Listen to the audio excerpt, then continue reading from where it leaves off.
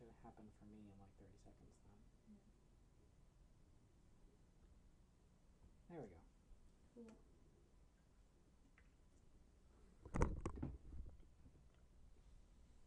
Audio. Yeah.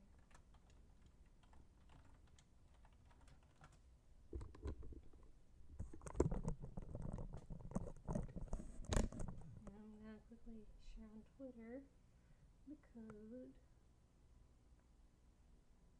Oh, this.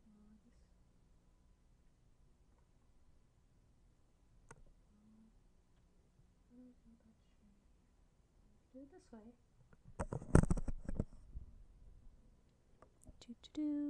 My channel. My channel, please. Thank you.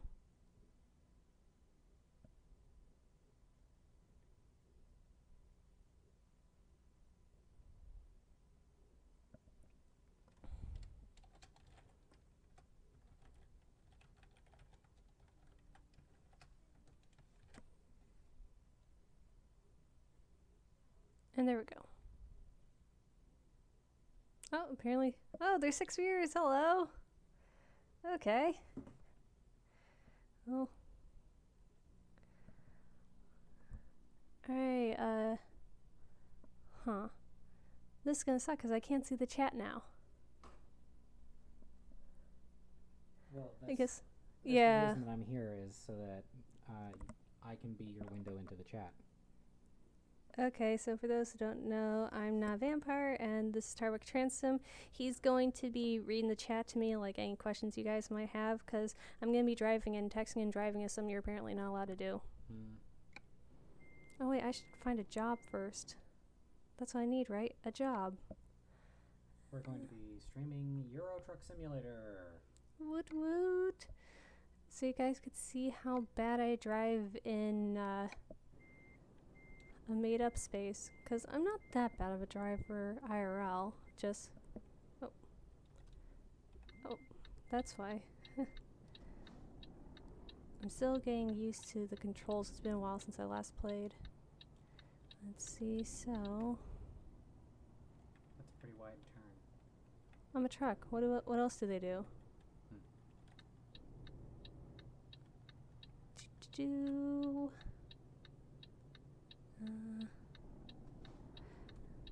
we have any questions or something? yeah, any questions would be good, or just anything you'd like to say. This is the first time I've ever done anything like this. I've seen a few live streams, but gosh, I hate how it's always hard to tell how far you should go up, because then sometimes you just can't see the traffic lights. Like, what the hell, man? Oh, and that's another thing I hate in this game. It's so easy to speed, because it just makes everything better. You know, what's with these speed limits? Like, it feels like I'm in Grand Theft Auto, where I should just be able to drive through, smash into the other cars, and yeah, you get the police on your tail, but it's okay. That's the point of the game. You have 10 people watching right now. I feel bad because I don't feel like I'm being entertaining. Well, this is basically oh, okay, we got our first question. Okay. Have you guys seen Avengers Endgame? Tarbuck has. I have not, because I think I was either at work or asleep when they went to go see it, and so I'm just sort of in the I'll get around to it point, because now it might still be in theaters. One of the theaters near us actually has movies way longer than anyone else, so it might still be somewhere in theaters. But since we're going to Canada next week, I'm not going to put up the money to see it, because going to Canada is a little expensive. Yeah, that was Batfank Jid. Our next question comes from Nocturne Fexy, who asks, strange question, but what is your favorite video game? Oh gosh. We talk about that one. Oh, it's not that strange a question. It's just I gotta think about it while trying not to destroy my cargo. There we go. Oh gosh, I just breathed into the mic. I guess my favorite video game, just by sheer hours of play, would. Here, I'm gonna move my mic. Just by sheer hours of play, would have to be The Sims. I've spent so much time of my life playing The Sims.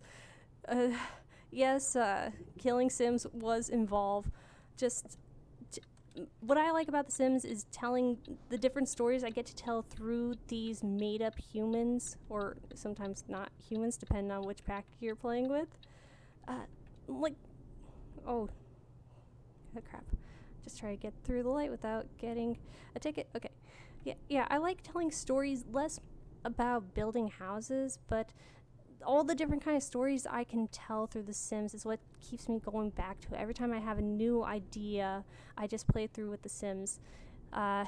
Technically, I should be, writing a book or many books with these story ideas, but writing, who does that? That is so much more effort than just playing through in The Sims and then, it all working out in your mind. Okay. Our next question is yet another superlative of what's the worst movie you've ever seen. But I can't think of anything. Or if you can think of too many things, I can prompt you for something more specific than that. I have one. I don't know if it is literally the worst, but it is definitely up there. It would be the animated version of The King and I. That is some hot trash there.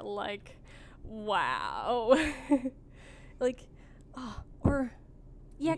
It was so bad that we started recording our reactions about 20 minutes in. Yeah, especially because one, I do actually like the original movie that it's based off of and the show itself, but the animation was such garbage. Everything about it had it's a popular thing to say about a lot of things that, just as a general, what again? Oh, loan installment. Okay. Every time I hear that, it's usually because I got a speeding ticket or something, which isn't good. It has a lot of tonal problems at once, trying to be serious and keep the melodrama of the original while also adding slapstick and a literal villain. Oh god. And then of course the animation just doesn't make sense for a lot of it. So the king in The King and I is his whole story arc is it's about learning to not be a dick.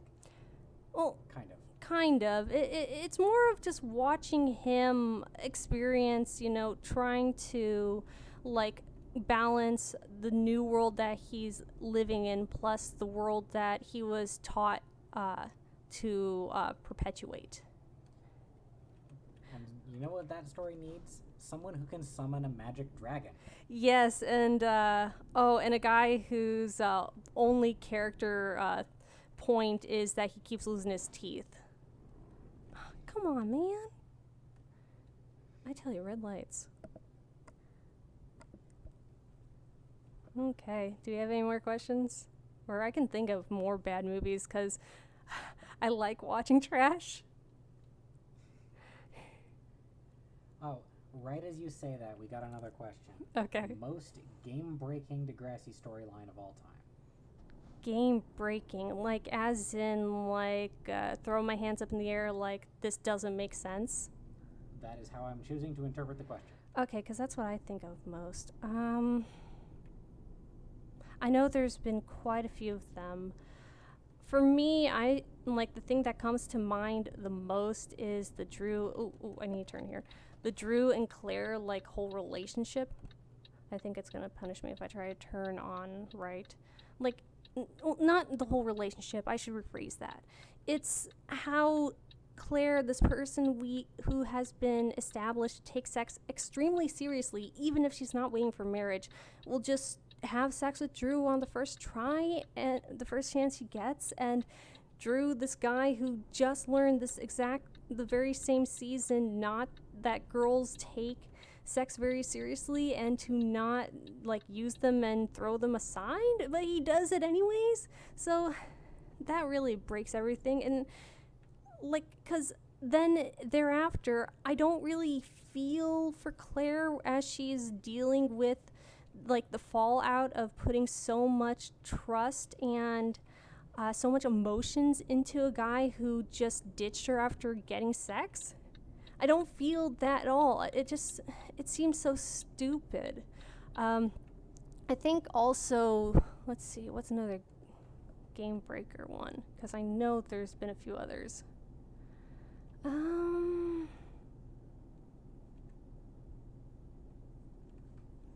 I can't think of more, but there's been a few game breakers that I can think of, and I'm sure a lot of people, or maybe they won't, but I know a lot of people have their own game breakers that might jog my memory of some, but then also there's game breakers to other people that I say it doesn't break Degrassi for me. What? We're getting some celebration in the chat of, first, how quickly we got to Degrassi as a subject, and then oh shit, I'm just speeding. About you being back in general. Oh, well, thank you. Somebody in the chat at least missed your like recent videos. That's what I'm taking from it, because you wouldn't like all caps "you're back, yes" if they had seen your more recent videos. So to that person, once this live stream is over, you've got some content to catch up on. Let's see. Like a quick thing. For anyone and everyone who posted. Wait, why is cruise control not on? For anyone and everyone who posted on my update video where I explained, yeah, I'm just going away for a while. Thank you. Like, when you make videos and you're basically and you throw them out to YouTube, even though there's a comment section and there's a way for people to interact with your stuff, it still oftentimes feels like I'm shouting into the void. Like I'm the only one who cares about what I'm talking about and what I'm saying. Like even if like a video like my did Degrassi forget Emma's anorexia video, that made it to 10K eventually, but it still feels like, well, I could just stop doing YouTube and no one's gonna care. But then seeing all those comments, like not only wishing me well, but asking when am I gonna come back and hoping I come back soon, and explaining that my videos have actually had at least some effect on someone, that's more powerful than any view counts or likes. So thank you. Immediately after you started saying that, you got "I love you" in all caps and like 30 exclamation points. Aww.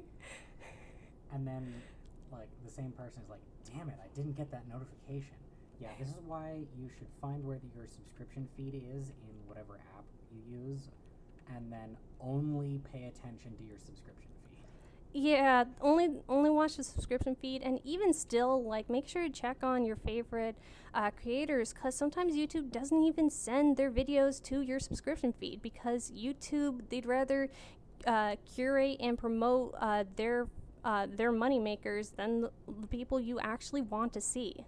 And that's why we set up a Discord channel, so then you can actually follow a content stream of the things that I and other people related to me create, and because YouTube just isn't reliable. So the person who asked you the most game-breaking Degrassi storyline question went on to say that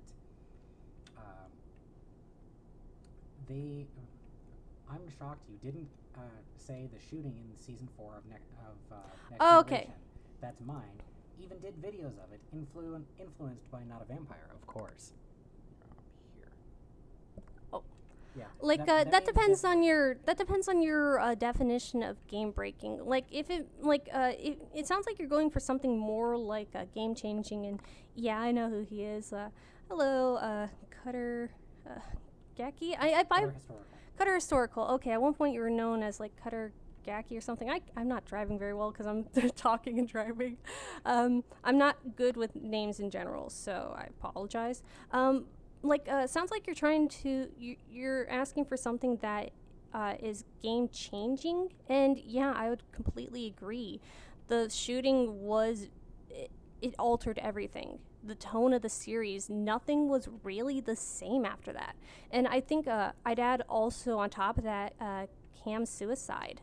It affected everyone, and like thereafter, there was just a permanent like memory on anyone who watched that season of like season 12 and how it affected each of the characters. Okay, your questions are starting to stack up here. Okay, so, let's do some more questions.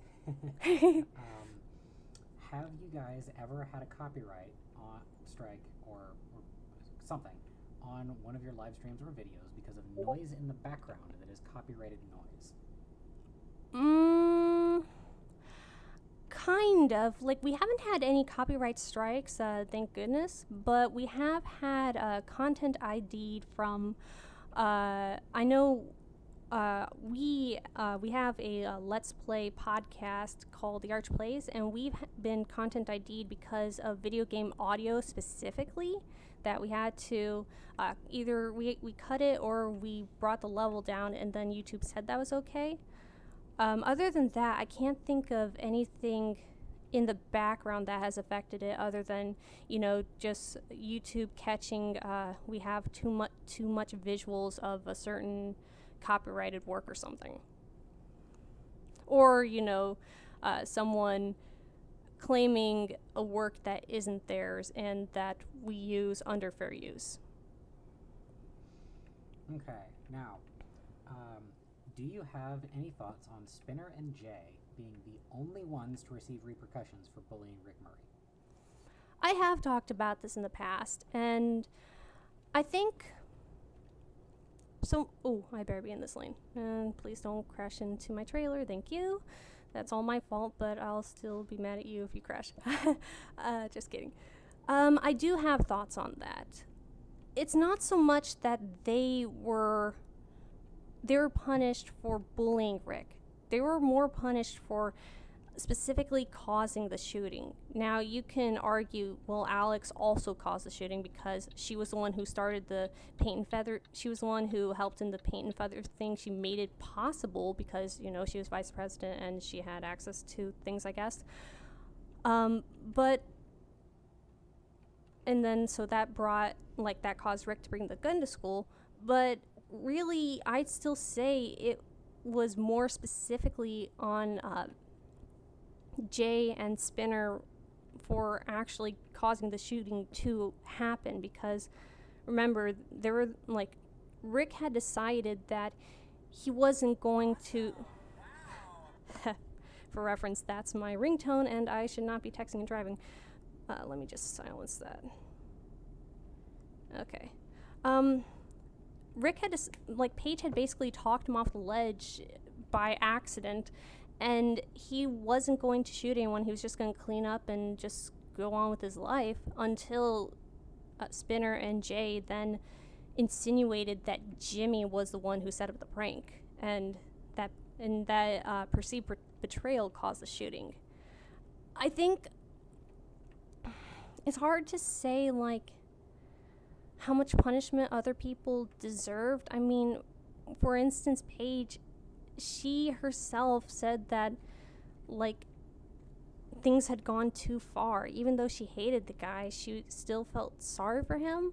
Yeah, she done some horrible things, but I'm not really good at being the arbiter of, I guess, punishment or how much is deserved or earned.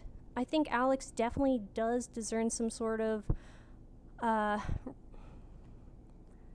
punishment for being involved with the paint and feathers thing, because that is utterly humiliating and a horrible thing to do to another person. But I don't personally feel that bad about Jay and Spinner being the only ones to face repercussions, because as I said in other places, I think Alex, even though she wasn't punished by an external force, she's being eternally punished by herself. I love Sean Cameron Degrassi forever. Oh, no. Do you feel any sympathy for Rick Murray since he was being bullied? I know I feel bad for him because he was bullied, but at the same time, he started the whole mess by hurting Terry. I think you probably already answered that. Well, not quite. Oh, did I miss my turn off? Or did it just change on me? Oh, I did miss my turn off. Well, if it'd be more obvious. See, I'm a very empathetic person. And if you show someone being hurt in front of me, I am going to feel bad for them. Even if they're the worst person in the world, I am going to feel something for them because that's just who I am. And for better or worse, that's just it. So yeah, I'm with you there. I do feel bad for Rick and the things that he went through. Like, no one should be made to feel that they can't go to school, or they're not safe in their own school or around other people. But on the other hand, he abused Terry, not once, but multiple times, even after telling her that wouldn't happen, and then also he put her in the hospital. That's not something you can just wave away. But then on the other hand, was it really right for his classmates to take that, justice into their own hands? I don't know, especially with how far it went. I almost made a joke that would get you demonetized forever. Oh, no, please don't. Please don't, okay? Alright, I'll only talk like that on my own channels. Yeah, on your own channel or elsewhere. Okay. Cutter Historical says Cuttergaki is my Reddit name. I never changed it. It's just a different thing. Okay, that's what... that game changing is what they meant. Okay. Nocturne Fexy says favorite Phantom. Oh, God. I guess just by default, because I haven't really been able to experience many other... I better park here. Hold on. By default, because I haven't been able to experience other Phantoms really, watching their... watching how they portray the Phantom except through, vocal performance. I guess... Am I over time? Oh. Well, I'm tired, okay? Sorry. I guess it'd have to be Ramin Karimloo because he does it for me in voice and in acting. Whereas Gerard Butler, his acting's fine, but his voice, as I've gone into detail about, does not do it for me at all. All right. Musical Memes asks, what are your opinions on modern musical like Dear Evan Hansen, Heathers, Be More Chill, and Hamilton? All of them except for Hamilton I've not yet seen. I do want to somehow get a hold of some bootlegs and the cast recordings of them so then I can actually have an opinion on them. But Hamilton, I adore Hamilton. I think it's really, really good. I'm not personally much into rap or hip-hop, but excuse me. It combined those genres in a way that appeal to me sound-wise, and then also I think it tells a really interesting story. It makes the life of the first Secretary of Treasury seem really, really compelling, which it kind of is. Hamilton does, what's the term? I guess revise, stretch some facts. I think I heard that Angelica, most people are pretty sure Angelica never had a thing for Hamilton, but it just happens to also tell a story that I can get into, and it has songs that I love singing over and over again. One of my sisters and my favorite pastime is to just sing Hamilton. I know. I've woken up to the sound of Hamilton for the past 4 days. You should have told me. I would have done something about it. Well, I like Hamilton too. It's not like it's a bad thing. It's just that Hamilton, it has kind of an omnipresence when you guys are around. Yeah. When you guys are around each other. So the chances of me waking up to Hamilton is 100%. Yeah, it's just because, like, it's one of the first things that come to mind, and songs that we know we both, like, know to sing. Like, know how, not just how to sing, but we know the words too. And what do you mean you don't like rap? You don't like Endless Jess? I think we better lay it down peace style. No. No.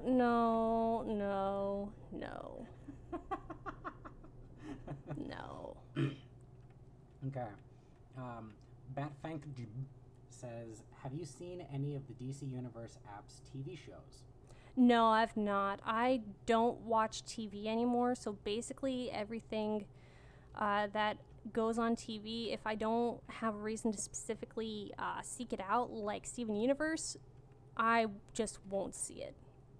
Yep, kind of the only new shows that you get exposed to at all are anime through Crunchyroll. Yeah, that's all I do because, like, I'm trying to I like anime, and I'm also trying to get a little bit into AniTube as I expand the kinds of things I talk about.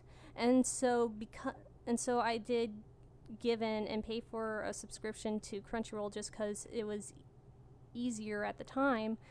And so now the only thing I know about are new anime. I love Sean Cameron Degrassi Forever says, I have a theory about Emma and Jay possibly liking each other in season 4. What do you think about the secret episode that focused on Jay and Emma in the ravine due to Emma's change in behavior? The secret episode? All right, you're going to have to specify more about that because yeah. I don't know it well enough. Like,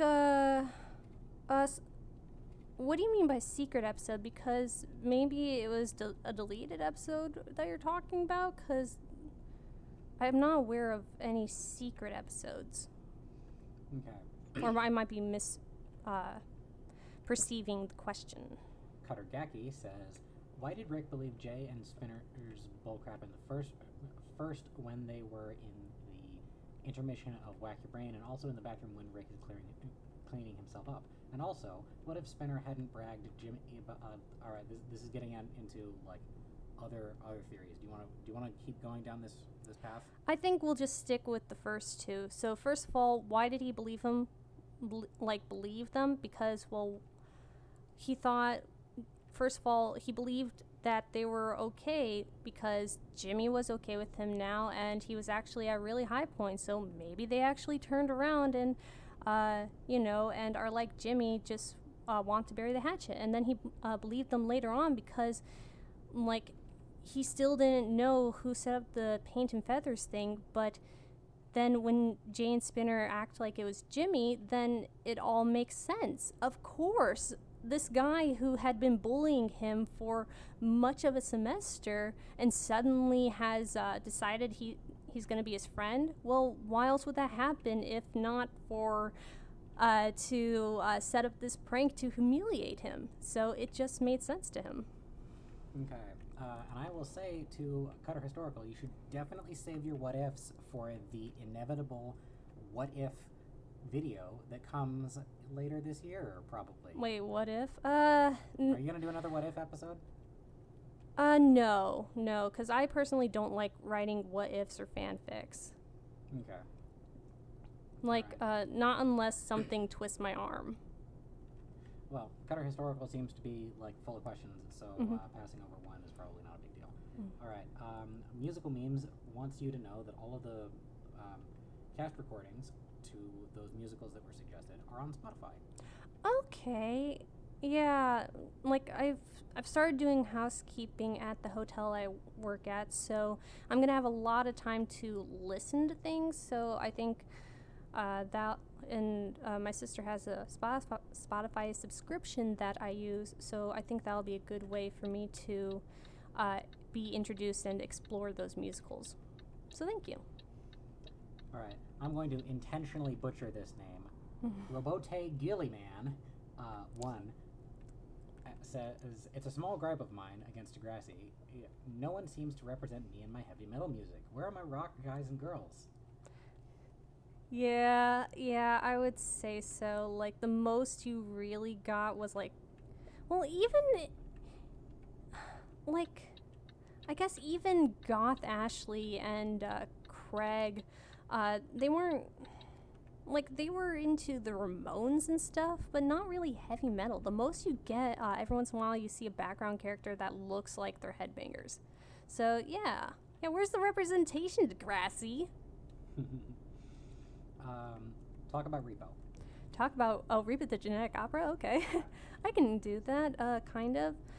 I like it. When I first watched it, I felt that it was a little off-putting, not because gore and sex and all that, but just it didn't quite feel put together, I guess. Like everything just kind of it was more of a and then this happened type storytelling, which I guess makes sense because really Repo is a culmination of a lot of things that were previously going on that we didn't get to see.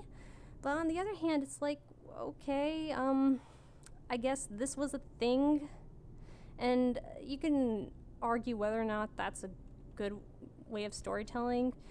I'm not sure. I personally resonated with the different characters and their emotions. Shiloh, Nathan. I loved Sarah Brightman as Blind Mag. I thought that was really fun, and of course, I adored the fashion in the movie. And that's another one where I used to know the song so well, but it's been years since I've seen it and listened to the cast recordings, so I don't as much anymore, but I like the music of it. And it happens to also fit my personal taste of a musical rock opera because I like musicals and stories that are told mainly through singing.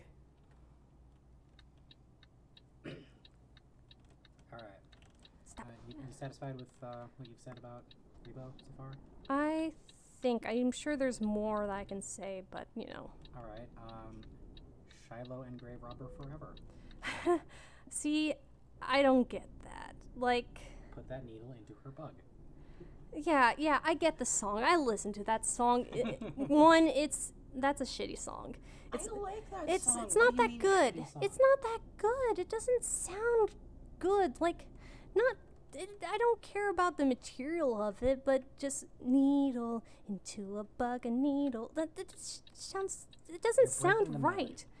Yeah, because it's been a while since I've listened to it, but it doesn't sound. The musicality sounds all off and just feels forced. Well, you know what's supposed to be happening in that moment, right? Explain to me again, because I'm pretty sure I know.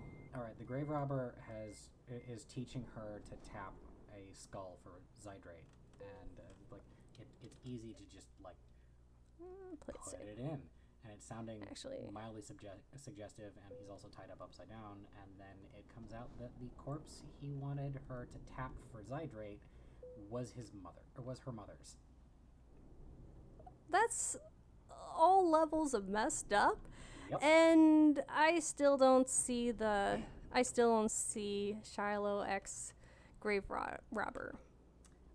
Now, maybe it's just that I listen to the director commentary, and so I know a whole bunch of deleted story options where they could have hinted at it a lot more, and that kind of thing. Anyway, I'm letting our questions get ahead of us. Okay, We'll talk more about let me get some water.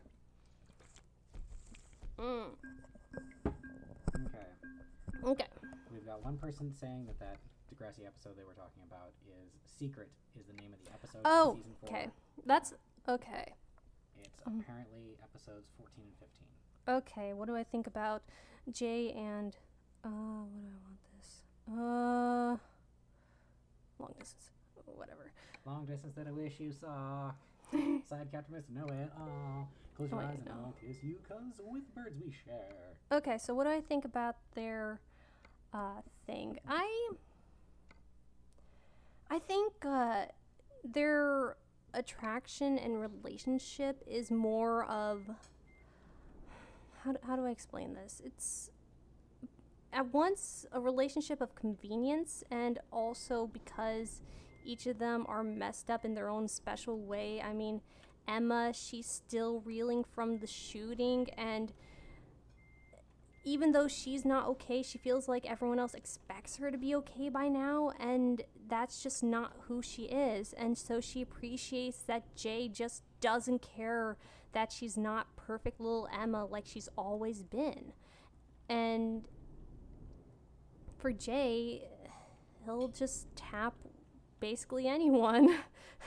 Like, I don't believe him when he says, like, he likes that she's got virtue or and all that or whatever he says. I think that he saw like a vulnerable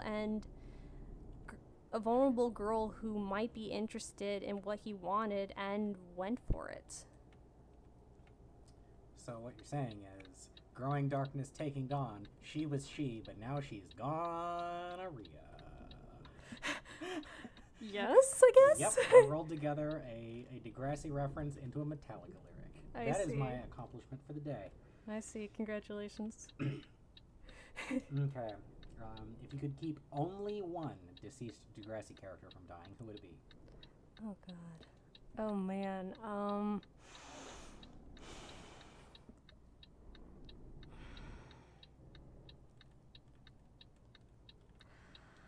I guess I would have to say Adam, because there's a lot that they could have gone into with his story that they just didn't really get the chance to because of just Jordan's schedule and wanting to move on to other things. If I could, like, if I were Thanos and could change the world, I would make it so then we could see more of Adam and explore more into trans topics. Because there's just so much. Hey, maybe the Thanos snap is why the season length got cut in half in the next class. Yeah. God damn it, Thanos. Ah, I'm gonna crash. Okay, let's see. If there was one Degrassi death that I could prevent, it would definitely be next class. Okay, true. Okay. Let's see. Retracted message that I apparently didn't see. Oh. Have you ever heard of Jekyll and Hyde, the musical? I did, and I don't really like it. It has some really nice songs. Confrontation is really, really good. I've yet to see it. I've only listened to the soundtrack recording, and the songs aren't that great. They're really not, and that's one of the biggest things that turned me on to a musical in the first place. Come on, move. Just Jekyll and go, Hyde go. came into our orbit because of a Russian cover of a song from it. Yeah, Confrontation. A Russian cover of Confrontation, sung as not Jekyll and Hyde, but Princess Luna and Nightmare Moon from My Little Pony. And it was incredible.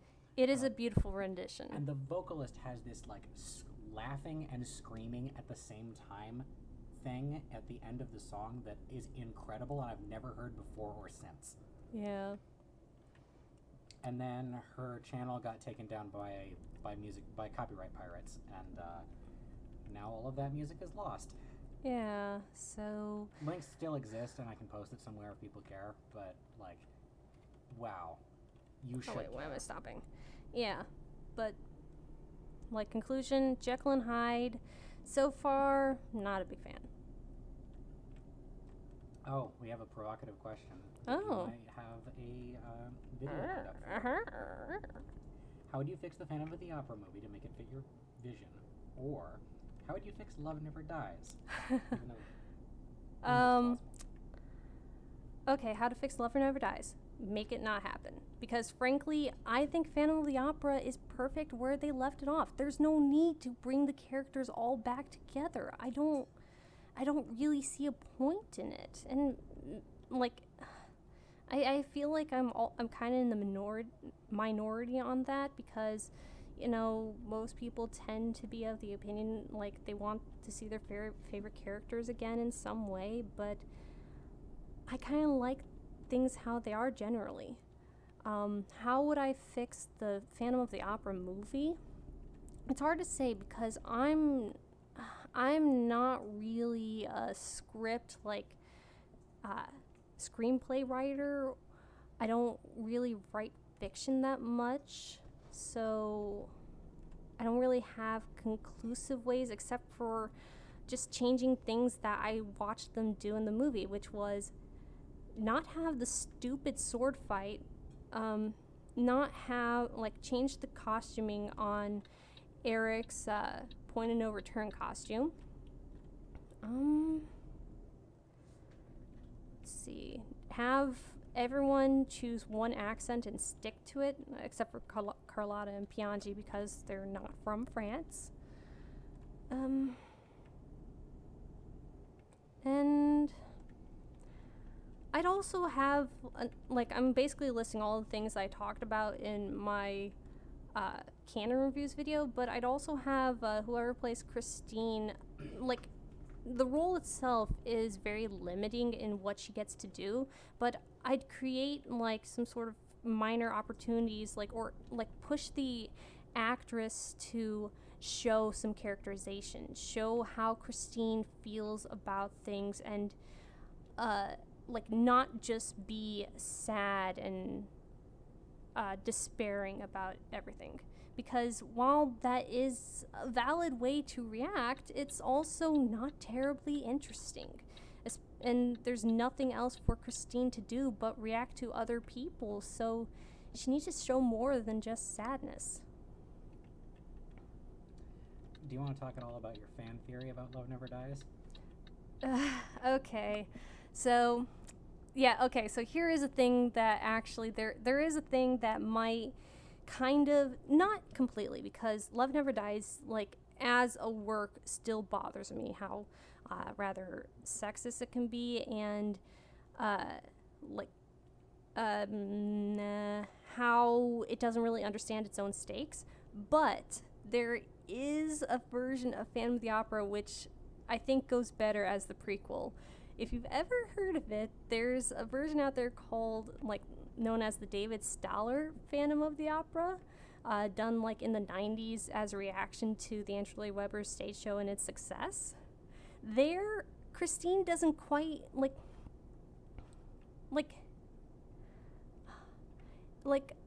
Eric doesn't do a lot of killing, and, oh gosh, I'm losing the reasons why. It just makes more sense that Christine would go back to him because he's not necessarily forcing her to stay with him.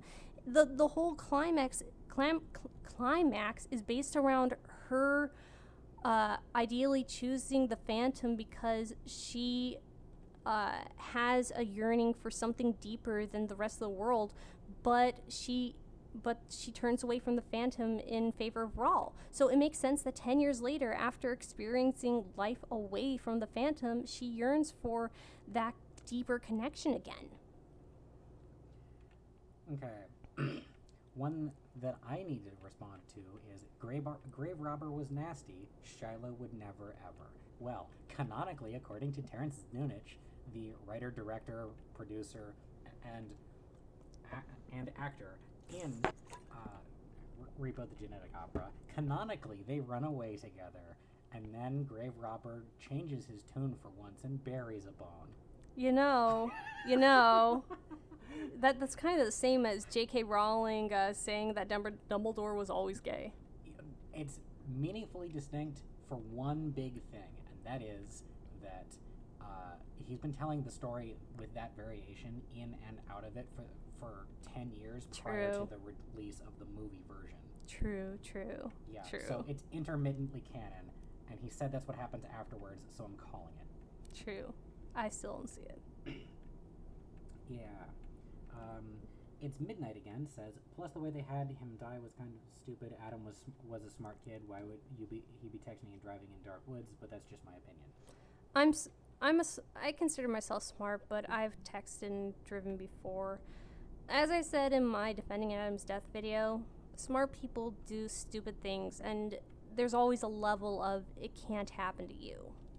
I, meanwhile, am a smart person and have never done that in my entire life. No, never. I do not text and drive. I drive and text. You should do it in the reverse order. That way your priorities align properly with what you should be paying your attention to. Text. All right, I couldn't keep the bit up. Texting and driving, perish the thought. Driving and texting, that's where it's at. Yeah. And I kind of want to use like a Drake meme for that, but like where he's in a wheelchair. Oh, okay. You know, to stay on theme. Stay on theme, yeah. Nocturne Fexy says, I'd like to listen to that rendition of Confrontation. I love that song. In between question, or when Vamp is answering a question, I will look it up and post it into the chat. Yeah, definitely, because it's really good. Samantha Mitchell says, Hi. Hi. How are you guys? I'm doing okay. My mouth is starting to die because I know I've mentioned it somewhere, but I don't talk a lot, so I'm actually starting to get a little bit feverish. My head's burning up and my mouth's hurting and my mouth is dry in general, but otherwise I'm pretty okay. Okay. Musical Memes says, guys, plural. I'm doing great, by the way. I'm having a really good day. We had an earlier hangout on our Discord chat talking to some of our fans in the voice channel. And by some of our fans, I mean the only fan between the two of us that we actually share in common, Funny Bunny, aka Prince. If you're listening to this after the fact, you're a superhero. Keep being cool. I'm sure he's not the only one. It's just sort of a meme that we only have one or two fans. Well, it's like our only heavily vocal fan. Oh crap, I'm in the wrong lane. Okay. No, I'm in the right lane. Well, shut up. I'm not speeding, you're speeding. I can't believe I said that. Congratulations. Oh god, I hate my laugh. Ugh, that's disgusting. Alright, Where am I Musical going? Memes asks, this is for The Very Mask. Was your counter opinions in Love Never Days just to state them, or was it your true opinions? Well, Mask is not here, but... You might be able to answer, though. Yeah. Like, on their behalf. Given how much we talked about it at the time, we can conclusively say that those are Mask's actual opinions. Yeah, because one of the things in going through the script writing for that one was just how much we disagreed. And eventually, like, the video that you saw was what came out of it, just like Mask saying, I like Annie and Evita, and they like Love Never Dies and Princess and the Pea. That Princess and the Pea, though, like, wow. I still think about it, and like, if I ever write a story or a book, it would be rewriting that movie. Because I still think about it. All right. You can hear us talk about portraying your opinions authentically if you listen to the podcast channel, The Arch Plays. It's one of the Mario Odyssey episodes. I think it was called Playing a Character, and it has a big no slash through the Nostalgia Critic's face. Yeah, that's the one. I'm going to take another swig. Okay. Trinket Mage asks, did the writers let Miss O off easy for seducing Sav? Say what now? That's further in the series than I am. It is much further in the series than you are. I have complicated feelings about this that I don't know if I should talk. It's one of those things in Degrassi where it's like I don't know if I should comment on. Just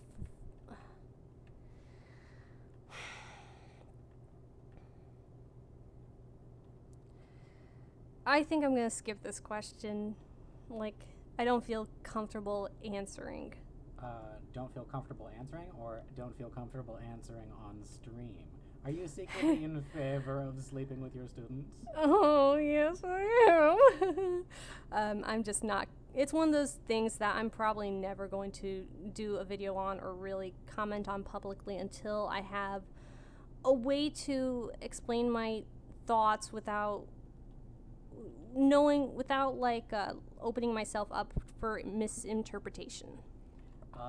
That would be never. That will never ever happen. Well, if I talk to like you and Mask, then you can help me come up with a way to phrase what I mean. I think the only way that we can possibly like dodge that criticism is like if you introduce your nuanced ideas and then I come in with a much more extreme version of those same ideas and you're like, no, not that, definitely not that, what are you doing, stop it. Basically Goblin Slayer. Yeah, the Goblin Slayer video. Yeah, for anyone who doesn't know, Tarbuk Transom is the I'm speeding, but who cares? It's the highway. Everyone speeds. For anyone who doesn't know, Tarbuck Transom is like the firebrand that like I use to deflect like not just unfair, but why am I doing 100? I put my Stupid person criticism. yeah, stupid person like bad faith criticism. I prefer stupid person criticism because I want them to know that I hate them. Okay, you're letting me to. This is another example of exactly Yeah, that kind of thing, yeah. where I'm saying a more extreme version of what you're saying. Yeah, because you're just the firebrand. You can't help but be inflammatory. And that way you can disagree with me in a strategic way to let your actual opinion shine through by getting everybody's misunderstanding hate directed at me. Yeah. It's a very effective system. Okay, if you could bring a movie, book, or TV show, if you could bring something to the stage, what would one of the songs be called? Oh boy. Bonus points, bruh. That question got a lot more interesting at the end. This might be a little too big brained for me at the moment. Let's see. What would... It's hard because a lot of my favorite things are musicals.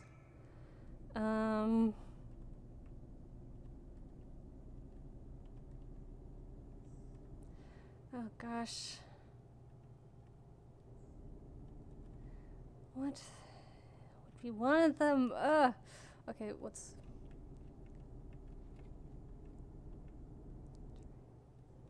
I don't know if I've really got a good answer here. Okay, there, now I don't think I've really got a good answer.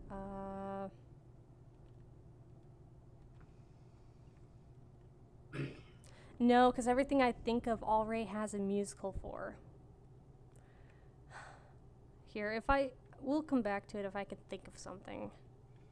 Okay. Musical Memes then says, you mean the other Phantom of the Opera where everyone is so melodramatic that I saw in Musical Hell review? Has Musical Hell done a review of this one? She has, yeah, she has. A few people have reviewed it, and there is quite a bit to dislike about it, but I think there's also quite a bit to like.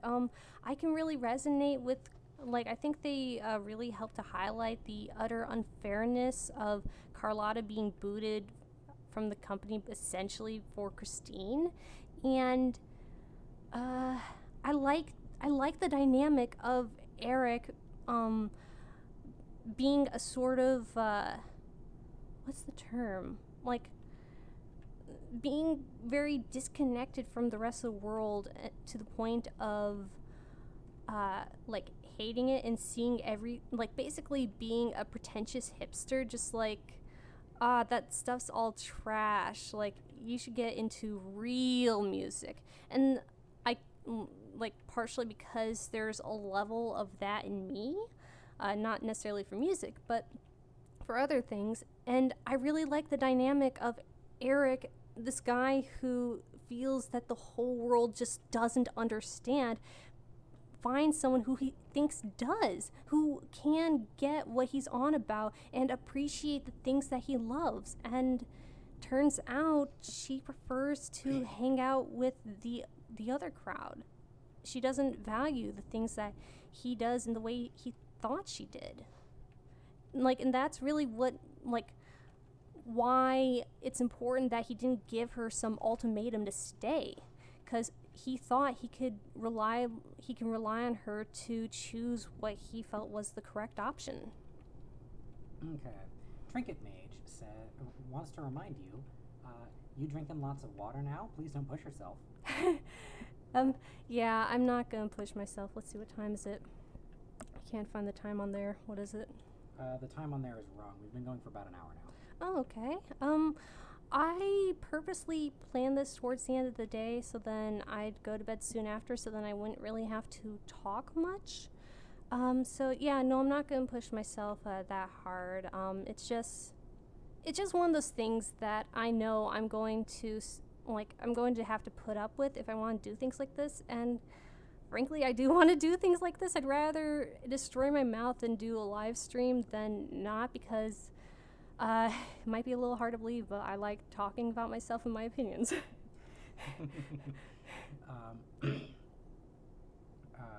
a little further down, I'm coming back to the questions I'm skipping here, but Musical Memes asks, who's joining you on the stream? I happen to be another member of our creative group, The Arch. I am a fast-talking superstar and indestructible super god, Tarbuck Ransom. You can find me in lots of places. I am the best person. He's the firebrand who makes all of my opinions and thoughts seem more reasonable, and also the one who deters hate away from me from people who would harass me about stupid things. And also we do a podcast Let's Play together where we talk about We talk about everything except the game we're playing. Yeah, basically everything except for the game we're playing, unless it's getting really, really hard. Yeah, so that's where you can find him. Yeah, I also have a personal channel, and you can occasionally see me guest star on a couple of Not a Vampire videos. Yeah. Through the back catalog. I think you've done the voice for another friend of ours, The Very Mask, because they don't talk. Because the voice filter that we used to use was terrible. Yeah, and they're not comfortable using their actual voice. Yeah. But the only one that you've been in as yourself was the Goblin Slayer video, I think. Is that true? I'm pretty sure. I thought I was in one more video of yours besides that. You were the only other way you were in. I mean, I know I did Mask's voice for a couple of them. You drew your character in as a joke when I was talking about hickeys in the Degrassi Junior High. Yeah, that is some world building. That's some lore. Yeah. Yeah, but otherwise, no, you've only been the Goblin Slayer 1 as yourself. Yeah. So there's our Let's Play channel, which I'll link in a minute. I did manage to find that Russian video, by the way, the Russian version of Confrontation. I'm gonna post it right now. Oh, this always happens. Musical Meme says, so he's your Lily Orchard. Yes, but I agree with most things he says, just not all of them. Yeah, like recently. Oh, and I can also trust that that you will do your due diligence and research. Yeah, unlike Lily Orchard, you can reasonably change my mind because I am a sane person. Oh gosh, you're a Lily Orchard. Was there any mental health issue on Degrassi that you think they missed, or that you wish that they did in a much better way than they actually accomplished? Like, what is is there a severe failing to any mental health issue in Degrassi? Oh, I know there is one that I wish they would have gone more into, but oh God, what was it? Bean flicking. I just gave him a dirty look, just yeah, so you for know. people who can't see, she turned and glared at me for a split second before remembering that she was driving. That was great. Yeah, you kind of need to behave on the road. I know there's one where it's like, yeah, I get that, that's just kind of what you have to do, but if you could. It's not really a mental health thing necessarily, but shyness is something that I really wish they get back to. Like, the only really shy character they've had was Michelle in Degrassi High and Degrassi Junior High, because after Degrassi High she wasn't all that shy. Like, it didn't affect her much. And as a shy person myself, I'd like some representation more than just find something you like and talk about it. Well, there's also the fact that historically, what is referred to now as crippling social anxiety, that exact phrase, was just called shyness back in the day. Yeah. And have they done a social anxiety character, really? Not really, no. I can see that being a blind spot, because if they still do the student polls where they ask some students, somebody who has that issue and is able to talk about it is by definition not able to talk about it. Yeah. I know there's another actual mental health thing that I kind of wish they would have done better, but it slips my mind right now. Okay. Rank the iterations of Degrassi.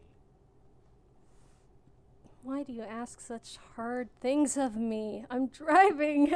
Oh, This God. isn't any harder than any of the conversations that we've had when we were playing the Arch plays, and you were the one playing the video games instead of me. Yeah, which means I'm probably not speaking very well, because I didn't speak very well when I played the video games. I was hoping. You are explicitly surrounded by people that love you. That's why they're here. Just No. random with 1 day's notice. Come on. Oh, that's true. Okay, let's rank them. It's kind of unfair because Degrassi Next Generation had, like, just a lot. Like, it had so many seasons. I personally count, like, seasons 10 through 14 as Next Generation, even though they lost the Next Generation tag. So it's, I guess by just sheer amount of content, I'm going to have to put Next Gen up on top. And then after that,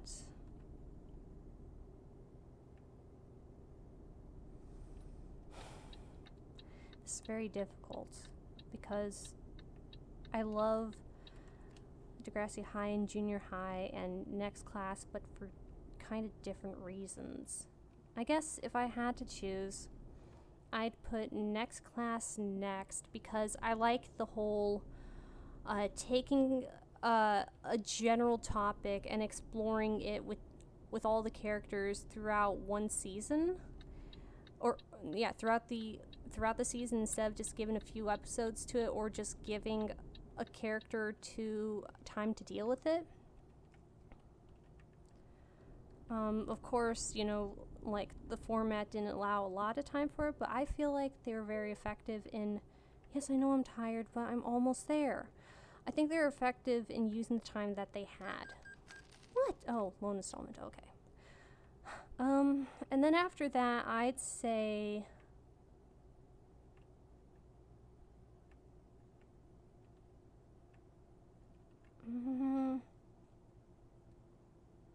I'd say maybe Degrassi Junior High over Degrassi High, just because a lot of characters just kind of seem shunted to the background in Degrassi High, and it really focused in on a select few characters, which, yeah, it's okay. The work that they did with those characters was really, really good, but it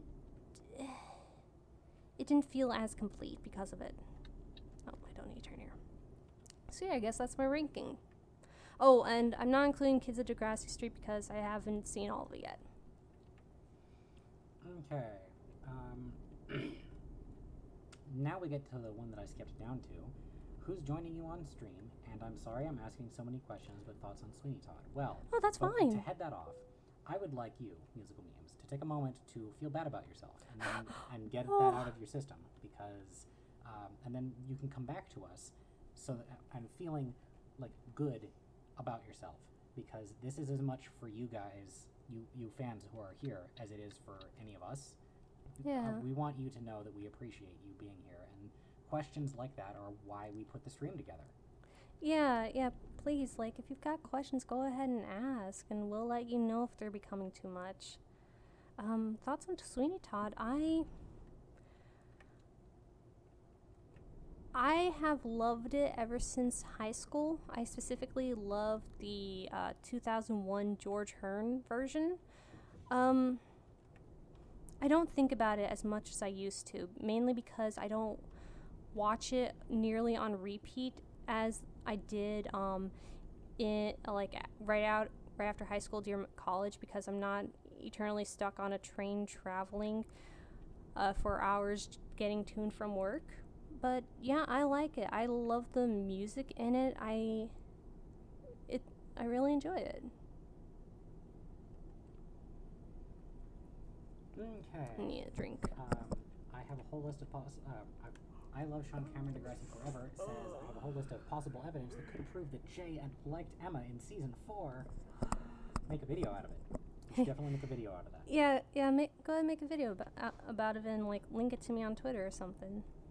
It's Midnight Again asks, would you ever consider doing videos listing your favorite things about the Degrassi series, like top characters, top episodes? Would you like to make some listicle videos? I'm not good about listing videos. You saw how hard it was for me to rank my favorite Degrassi series. Like, I guess if I were to do a list video, it would be just top however many in no particular order, because I don't like getting down into like the bare details and having to assign a numerical value to listen things. But maybe one day, if I don't have a lot of ideas that are grabbing me, I might make some sort of list type video for Degrassi.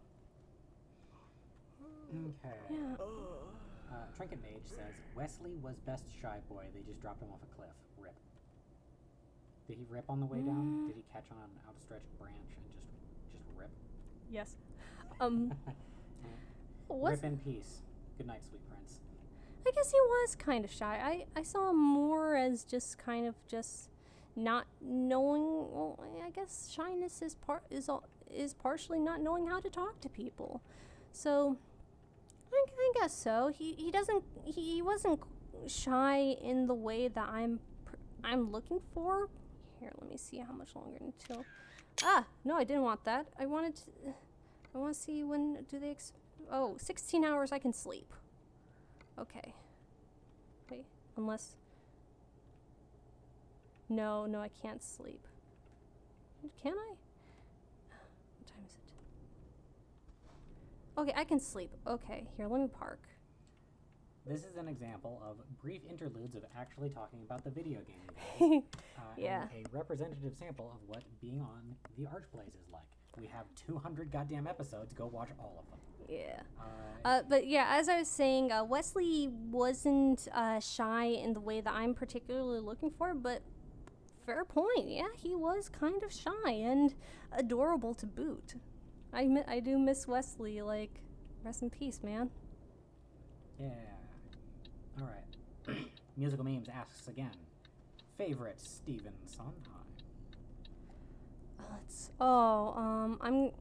I haven't seen many Sondheim musicals. He was involved in West Side Story, but I think credit goes more to Leonard Bernstein in that.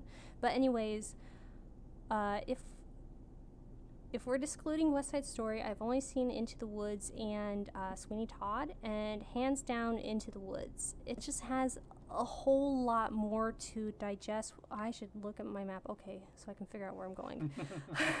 It just has so much more to it, so many stories going on at once, and so many morals and like ideas you could take from it. The video that I did on it before I went on break, that's just one that you could take from it. Like, I could say so much. Sweeney Todd, you could say a bit in there, but just I don't feel like you can as much.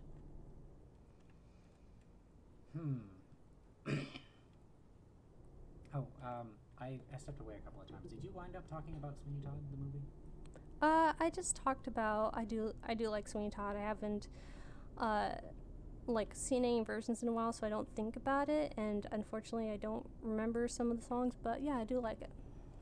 It's Midnight Again says there doesn't need to be a specific order, just talk about things that you love or stand out to you about the series. I believe that we accomplished that. Yeah, I think so.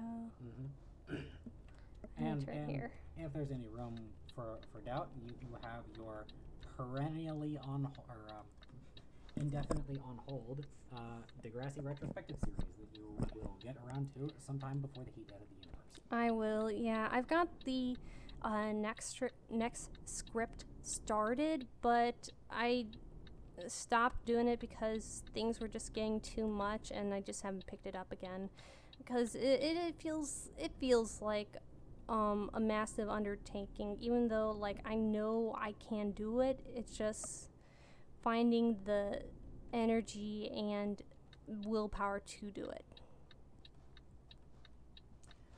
All right. Lily Walters says hello. Hello. And then asks what game you're playing. I'm playing Euro Truck Simulator 2. It's a pretty fun and comfy game. I definitely recommend like listening to a podcast or something while you do it. But yeah, basically you drive a truck around Europe making deliveries. Where's the parking? Oh, there it is. Driving a truck, driving a big old truck. Pedal to the metal, hope I don't run out of luck. Yep. I don't remember the rest of the words to that song, but it's about cross-dressing. Oh, I had no idea. There's another version of it by the same creators called like American Truck Simulator, where you just drive around like southwestern United States. No, that's the way I want to go, I think. No, I want to go the other way. I love Sean Cameron and Degrassi. Wait, no, stop. No! Oh, no, Oh, you're reacting to the game? Yeah. Okay. Don't mind me. Says, what's your username on social media so that I can send it to you at NotVampire? Here, hold on. Oh, I give up. Yeah. Probably the best way to send it to me would be through our Discord channel. Well, you could do it through our Discord channel, which is down in the description below, or you can also find me on Twitter at NotVampire, like just NotVampire, which I also have down this. I should have down in the description below too. I'm not on very much social media for various reasons, so. But they're all evil. Well, evil, and I can't like. My devices won't let me be on some of them, like Snapchat. But yeah, those are the two places you can best find me. But Vamp, if you're not on Snapchat, how are people going to send you pictures of their dicks? Well, I guess I just have to miss out. You're telling me you don't want pics of Bean? If you send me pics of like beans, like with a little sombrero and like an actual literal bean, that'd be hilarious. I'd love it. Okay. You realize people are going to send you, somebody somewhere is going to find this in the future when you get bigger, and they're going to send you like a snatch pic with a sombrero on it. Yeah, I know. All I can do is say please don't, just like my policy on like any inevitable porn someone draws of me or makes of like my audio clips or something. Our perennial favorite topic. You feeding people who are making porn of you.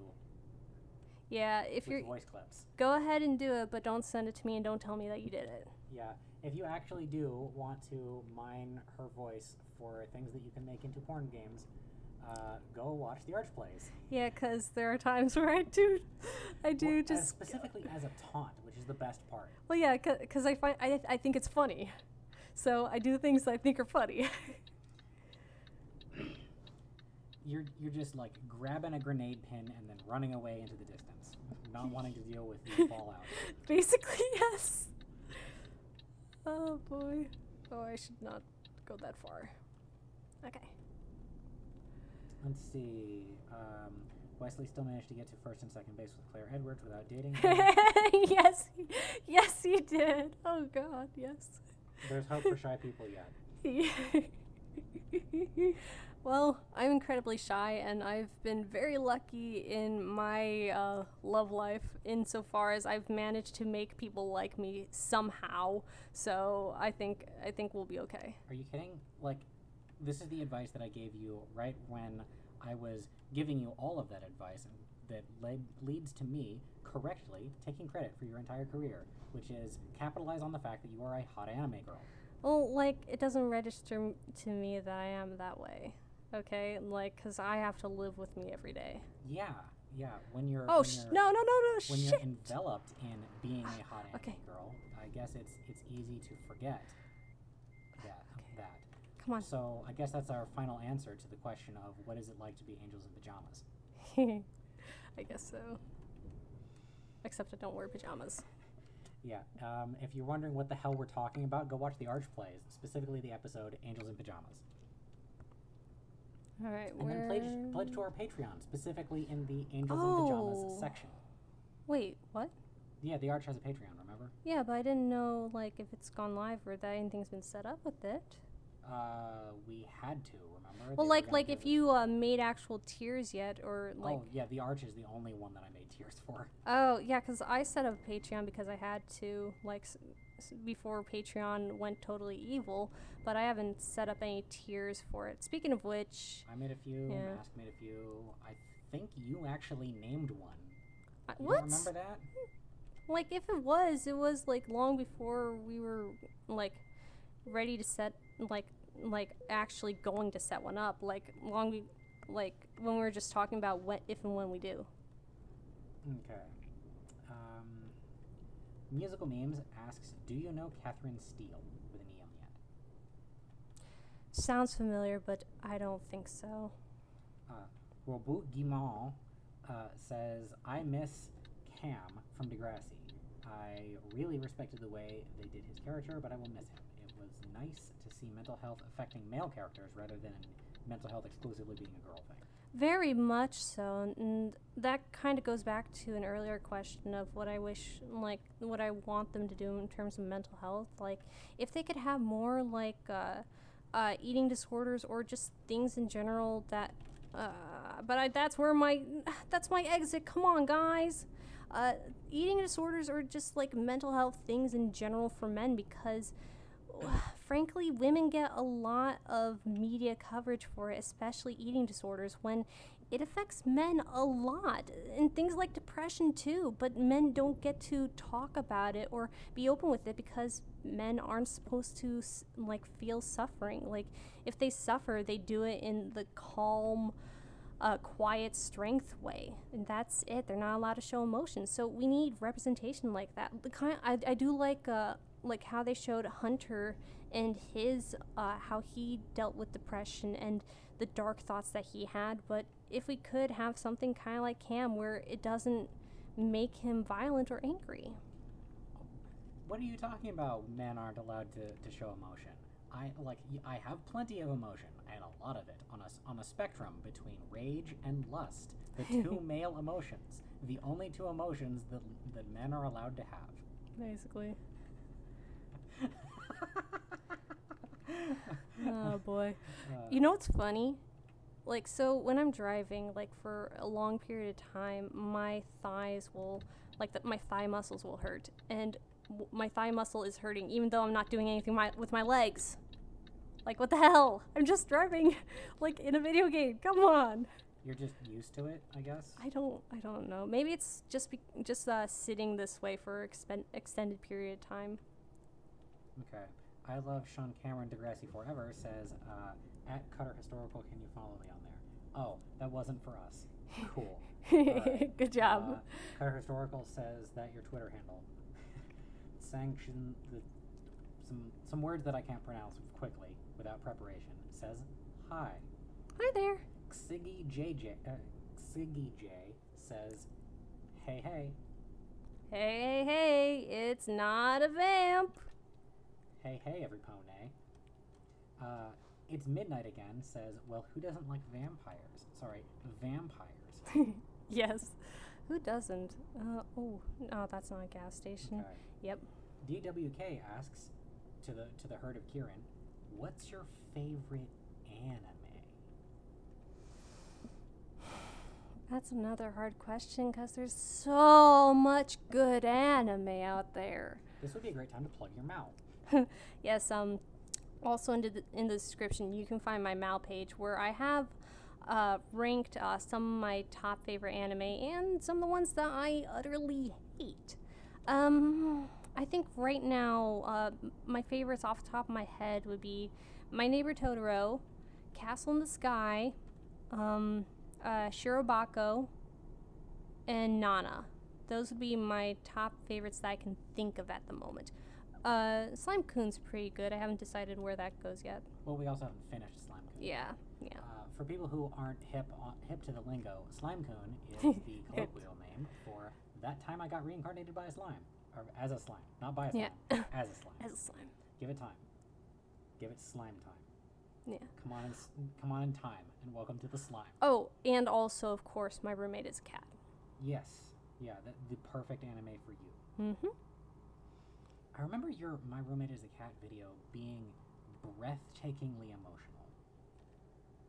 Was it that one, or was it... There was some video that you released that, like, are you... It broke the format. No, you're thinking of Degrassi Next Class is Great, Don't At Me. Oh, yes. Yeah, one of my favorite videos that I've ever done. I should get into this lane because this guy's slow. Oh, and it's a turn lane too. Oh, that's probably why it's yeah. slow. Whoops. That's one thing I don't like about this game. They don't really make the lanes and turn-offs really obvious until they're right in front of you. But, you know, it's all cool. Okay. If you could be in any musical, which one? Who would you play? You, assuming you could sing the part perfectly. Okay. Without like it's not gonna like kill you. Oh God. So my realistic answer of who I think I could possibly do with my current like talents, like if I had some work, would be to play Peter in Peter Pan, like the musical, the popular version of the musical. But a character I would love to play. You got a crow? Yeah, I can crow. Here, I'm gonna move the mic away so I can crow. I used to do way better, but my throat doesn't want to work. Okay. We've also been talking almost nonstop for like an hour. Yeah, I can feel my throat is really dry. Do you want me to like get some honey water or something? I'm not sure because we could try honey water. I've never had it before. Yeah, we did. We did it one time. Oh, well, here, let me answer this question, and then you'll give me another question. I think a character that I would love to play, I know I've got a whole list of them, but someone I'd love to play would be Mrs. Lovett. Like, I feel like my range might be enough for it as long as I'm not, like, as long as it still stays in, I need gas. The Angela Lansbury type range. I think I could do that. But I would love to play Mrs. Lovett. She is such an interesting and fun character. Her and Miss Hannigan. And the witch from Into the Woods. Okay. Musical Memes says, I suffered with an eating disorder, so I understand what you mean by how men aren't allowed to show emotions because people told me to just get over it. Yeah. Yeah, and that's exactly the things that I hate to hear. I've talked about it in a previous video, but like I've dealt with self-harm and stuff, and like someone I knew, like their idea of getting me to stop was by like threatening to crap, I disengaged. Their idea of getting me to stop was telling my parents, and it shows a blatant misunderstanding and disregard for what causes someone to get to that point, and a disinterest in solving those underlying causes, just trying to treat the symptoms. If you won't eat them, have you beaten? Yeah, so that's something that I definitely try to crusade. I don't think I've really done it much in my videos, but in general I try to be a crusader for, because it's all too popular to tell someone to just get over it, just stop being this way. Okay. Skipping a little bit, Cutter Historical says, my Twitter is CutterTML. We'll put the link to my Degrassi videos there and not here because that would be disrespectful to Vamp if I use this for my game. Yeah, please don't. Like, it's okay, like, I guess go ahead and post your Twitter, but please don't post your videos here. Oh, you mean posting your video links into the live chat on a buried stream an hour and a half in? You really think that's too much self-promotion? Well, like, still, it's still, like, the idea of it, like, using someone else's platform, like, without necessarily their consent to propagate your own things. I don't care for that. Counterpoint, I have done that constantly, and I will continue to do that many times. In fact, I'm cribbing your channel right now as I am on the stream with you to promote my own projects. Well, only because people have also asked about who you are. But like. All right. How about all of the other like dozen times or so that I've plugged the Arch Plays? Well, that one I can understand as well, because no one really watches the Arch Plays. But I think people might be interested if they are interested in hearing us like how we talk right now. Whoa, that Okay. hey, come on, go, I was go, car, I stop was that. not expecting you to agree with that person saying that way. That is interesting. Okay. Xiggy J says, "What do you think of Shield Hero? Do you think it was misogynistic?" So I liked Shield Hero. I really enjoyed the first 4 episodes. I don't think it was necessarily misogynistic. I think it was more like it definitely was catering to the MGTOW incel crowd, but I think like most importantly it's a story about a guy who has been hurt and exists in a corrupt world where he doesn't really have the power to change it, and like showing his journey to like showing how it changes him, but then also reminding people that becoming basically black pilled and I don't care about anything except for myself, that's not necessarily the way to go, because that just like that doesn't help you. Instead, seek and cherish the people who are good, who won't screw you over like Malty and the King. The thing about Shield Hero is I've actually dropped it. Like I think I was on episode 19 or something, and I realized I just didn't care, because after those first 4 episodes it kind of became a generic anime to me.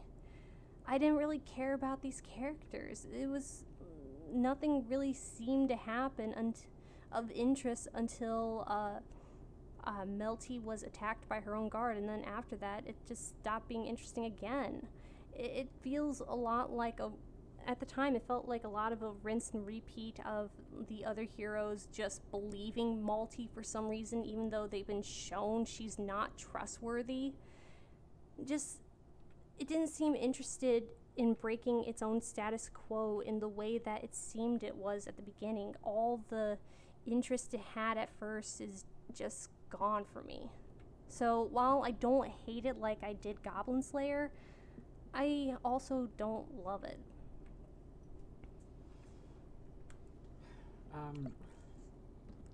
It serves as kind of a contrast to Slimecone in that they're both video game physics driven universes where there's it's a gamer isekai type universe. But the difference is that Slimecone is innately hopeful about the nature of basically everyone, and Shield Hero at least claims to be innately cynical about the nature of everyone. Yeah, and that's okay. That's not like jab against it. The thing is, it's not really doing much with that notion anymore. I haven't watched any Shield Hero in a while, but I disagree with you pretty hard on that. So yeah, I know. Yeah, I know you feel otherwise, but yeah, no. Basically, I don't hate it, but I don't care for it. Okay. Musical Memes says, "What do you think about people saying that gay characters are Tolkien characters?" Which I tried to clarify. Maybe they mean token characters. Oh, token. Okay, I was gonna say Tolkien. You're asking the wrong person here, because I don't know Tolkien very much. Can you give me some more water while I answer this? Yes. I think in a lot of places and a lot of narratives, I think that is the case. That they're there because, well, we need a gay or LGBT character. That's what we need a gay. Pick a gay, any gay. That's what the kids are into. I think that's definitely true, but I think there are certain cases where it gets misdiagnosed. Why are the firemen just standing there? Where it gets misdiagnosed as this is the token gay character. I don't think that's the case. Like, I'm trying to think of examples, but none of them really come to mind. It's kind of like how, like situations where people claim a gay couple is queer baiting when they really aren't, and sort of having your offense radar, I guess, being being too sensitive. Not That's not how to say it. Don't scratch that from the records. Like catching more false positives because you're not really looking for the nuance of what's going on. You just think that, oh, because it wasn't written by someone in my clique or something, therefore they must not understand or be able to. I'm gonna crash. Oh no. Oh, that was so dangerous. Be able to write a character in a gay or character unlike them in a good way. Again, that's not to say that it doesn't happen a lot, even today. Like, there's a lot of characters who the butt of the joke is that they're gay and a feminine man, but I think viewer discretion is advised. Basically that. Viewer discretion is advised. What Like- did I miss? like- Are we doing gaping now? No. What? No. No, basically... A brown eye for a brown eye leaves the whole world gaped. Oh, God. Basically, token gay characters happen, but I think it also gets misdiagnosed as being the case too often. All right. Do you think we should have seen more of Rick's background and why he acted the way that we did? Maybe he had an abusive home life or something. Oh, shit. I need to change the... where the engine button is, because I keep... The turn signal is one over. No. I think we got a lot of information on his background and his home life, just from the fact that his parents are never, are rarely around. We never get to see his dad, and when he comes home after the prank, his mom's not even there. And we know that he spends a lot of time reading, so he doesn't really have the company or the social conditioning, I guess, to be able to deal with things in a healthy way. And that's part of what has, and then also just learn how to talk to people, I guess, for lack of a better way of saying it, like a normal person. So I think we did get quite a bit of information about his home life, just not it just wasn't shown to us or said right out in the open. It was more hinted at, which I kind of like it better that way. Okay. Reboot Guimont says, I love this short file I have watched where they flip sexuality on its head, where same-sex marriage is the norm. It's great. Okay, send it to me, link it to me on Twitter. I'd be interested in seeing it. Yeah. Talk about gay marriage. What is there to talk about? Gay marriage, love is love and all that. Why did it take so long for gay marriage to be legalized? Because people are stupid. Tribalism. Nothing really of interest to say there. Just the obvious, no duh, gay marriage should have always been legal. Public acceptance for interracial marriage was much, much, much lower when it was legalized compared to public acceptance for gay marriage. Yeah, and even after it was legalized, interracial marriage was still a very taboo thing. But consider how quickly, the public opinion of gay marriage has changed. I'm kind of really excited about that.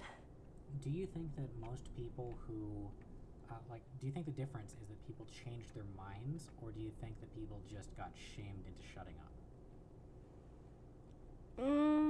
It's hard to say, because I can, the cynical part of me thinks they're just shamed into shutting up because it's still very popular to do like, I don't have a problem with gay people, but X, Y, and Z don't do in front of me. It's just wrong. It's just disgusting. Like, there's still that. So there's a lot of people who haven't been convinced of it, but they know the tide has turned and it's no longer like they're not. That car was flying. Okay, they're going to be only met with public shaming if they voice their actual thoughts. So I wouldn't be surprised if a lot of people have just shut up about their bigoted feelings. But then also, there's got to be at least some people who have been convinced that that's not the way to be. Like, I know, come around yeah, to the obvious way of thinking. I know there have been people who have come around, but I can't say how large a group they are in comparison. I'd say you need a reason to like something and you need a reason to dislike something, but to be ambivalent about it doesn't require a reason. No. So, like, the default opinion should be ours, the correct opinion, that it's a mundane feature of the world. It just is. Yeah, it's not good. Like, there's nothing better about gay marriage than a straight marriage, but it's not worse either. Okay. Musical Memes asks, what is your opinion on Starlight Glimmer? Because I think she's not being used well. What is your opinion on Starlight Glimmer? I don't have a huge opinion because I stopped like partway through season 6. Either I finished it or I stopped, or I stopped partway through. I'm not sure how to feel about her really. Like, But you gotta keep watching. yeah, I know I gotta keep watching. Like, my perception is kind of, why is she taking like the spotlight in like most things? Well, like, because they didn't have they had two of each, and then they had an alicorn, and now they have to balance that out again by adding another unicorn, and they have to make up for last time by giving her a bunch of focus episodes. That's what it seems like, but still, it's also like the main draw of the show was the main 6, but like at times they feel like side characters in their own like story. Tell that to the Cutie Mark Crusaders. Well, we love the Cutie Mark Crusaders. Who cares? All right, I actually do love the trajectory of Starlight Glimmer, because Starlight Glimmer, and to a greater extent Sunset Shimmer, canonical best pony, show that they really demonstrate that friendship is for everyone, because they were both bad people before, or at the very least doing unsavory things for different degrees of bad reasons. So, like, if you don't depict bad people being able to form close connections, the de facto thing that you're saying is that this virtue that you have, that you're building your entire show on, friendship, is really only for good people. That's fair. And again, I'm not up to date on My Little Pony. Eventually I'll be, so I don't really have a defined opinion yet about Starlight. Well, you'll be able to binge watch the entire thing in like 6 months, because it's going to be over. Yeah, no. It's coming up quickly. Yeah, I'm not looking forward to that. That'll be interesting. Particularly because of the ramifications that it has for my favorite part of the series, Equestria Girls. Equestria Girls is the best. Fight me. Okay, moving on. Okay. Have either of you seen Steins Gate? Oh, hey, I'm actually being included in the questions now. Hey! Thanks, Siggy J. I haven't. I've seen Digibro's takedown of Steins Gate 0, an explanation of why Steins Gate is really good, and I do intend on watching at least Steins Gate at some point. I generally like the things that he likes, and I also like a lot of the things that he dislikes. Yeah. So it's hard for me to gauge how his opinion is going to track with mine sometimes, but Mhm. all the things that he brings up about Steins Gate make it Steins Gate Zero make that sound really dumb. Yeah. I think. Steins Gate sounds pretty cool, but I haven't watched it. Yeah. I think I'm gonna like Steins Gate. Okay. You calling people stupid about their opinions for gay marriage is awesome. Well, hey, don't praise me. I'm just right. I don't. No, I'm also right. You should praise me instead. Okay. Ziggy J says, now there's a straight pride parade, ellipses. And Christian Via Irada says, hi Vamp. Hi. So, straight pride. You had a pretty strong reaction to that. Just Well, now. yeah, because like the creator, like it's been made very obvious that it's not a good faith. Like, okay, well, you guys get to celebrate your sexuality. Let's celebrate our sexuality. No, it's specifically, well, if you guys get to do it, then we should do this too. Like, cause you're just you're trying to erase straight people, you know, with all your homosexuality and shit. It's not in good faith, because something like someone somewhere pointed out that no one wanted a straight pride parade until gay people and LGBT plus people like wanted to show the world that they're here, they're queer, and that's okay. They didn't want it until that point, and that's a really big problem. Like, that's not okay. Like, yeah, eventually the idea will, like, hopefully is to get to a point where we don't need to be reminded that gay and other LGBT plus people are normal and should be recognized and not oppressed for what they are, and, like, therefore we don't really need, like, to be reminded of their place in our history, like, in, like, normal, like, cis straight history. And so we won't really need to have a special month for it. But at this point, You mean sistery? lol. But at this point, we do need that, because there are a lot of places in this own country, like this very country, where it's not okay to be anything but cis and straight. Like, so having a cis, like a straight parade is just it's basically a unite the right like type deal. Like, well, you guys get to we feel threatened, so we need to unite our kind type thing, rather than actually celebrating what you are and understanding that your sexuality, like, you shouldn't be ashamed for what you are like that. Anybody who is calling for straight pride as a counter to seeing gay pride is a fragile coward and is only backlashing about that because they're being made to confront the insignificance that they already have. Yeah.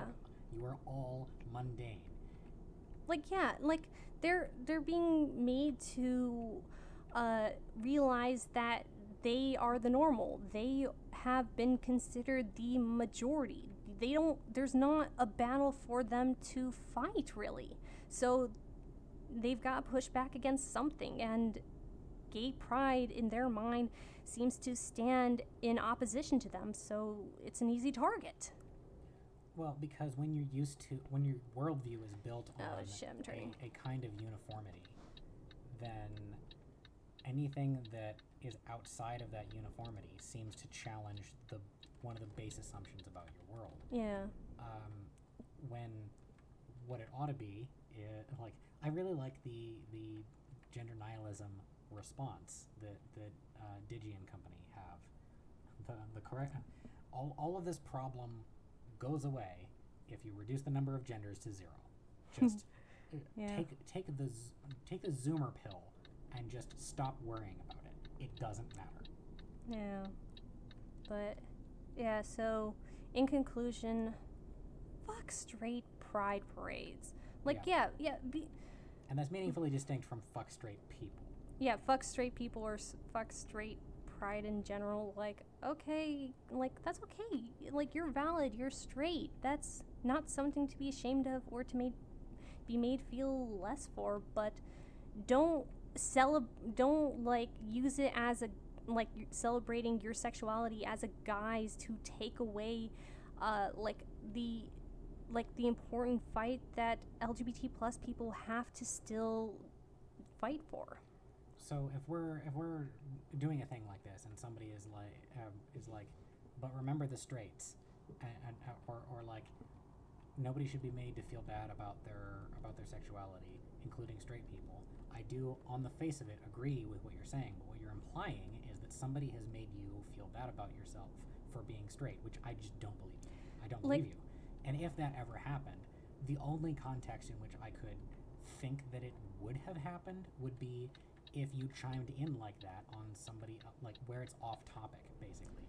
Like, I can see that happening on certain corners of Tumblr, because unfortunately there are hypocrites in the LGBT plus community who like actively use like anti-straight rhetoric and like things that you'd usually hear spoken against like trans and gay people. So yeah, I can see like certain corners of Tumblr you might have been made to feel bad for being straight, but most of the people who say such things are bad faith actors. Yeah, it's something that you're saying when people are saying, if you're saying it in response to don't feel shame for being gay or whatever, it comes off like you're just reminding people who's on top. Yeah, exactly. Like you can have you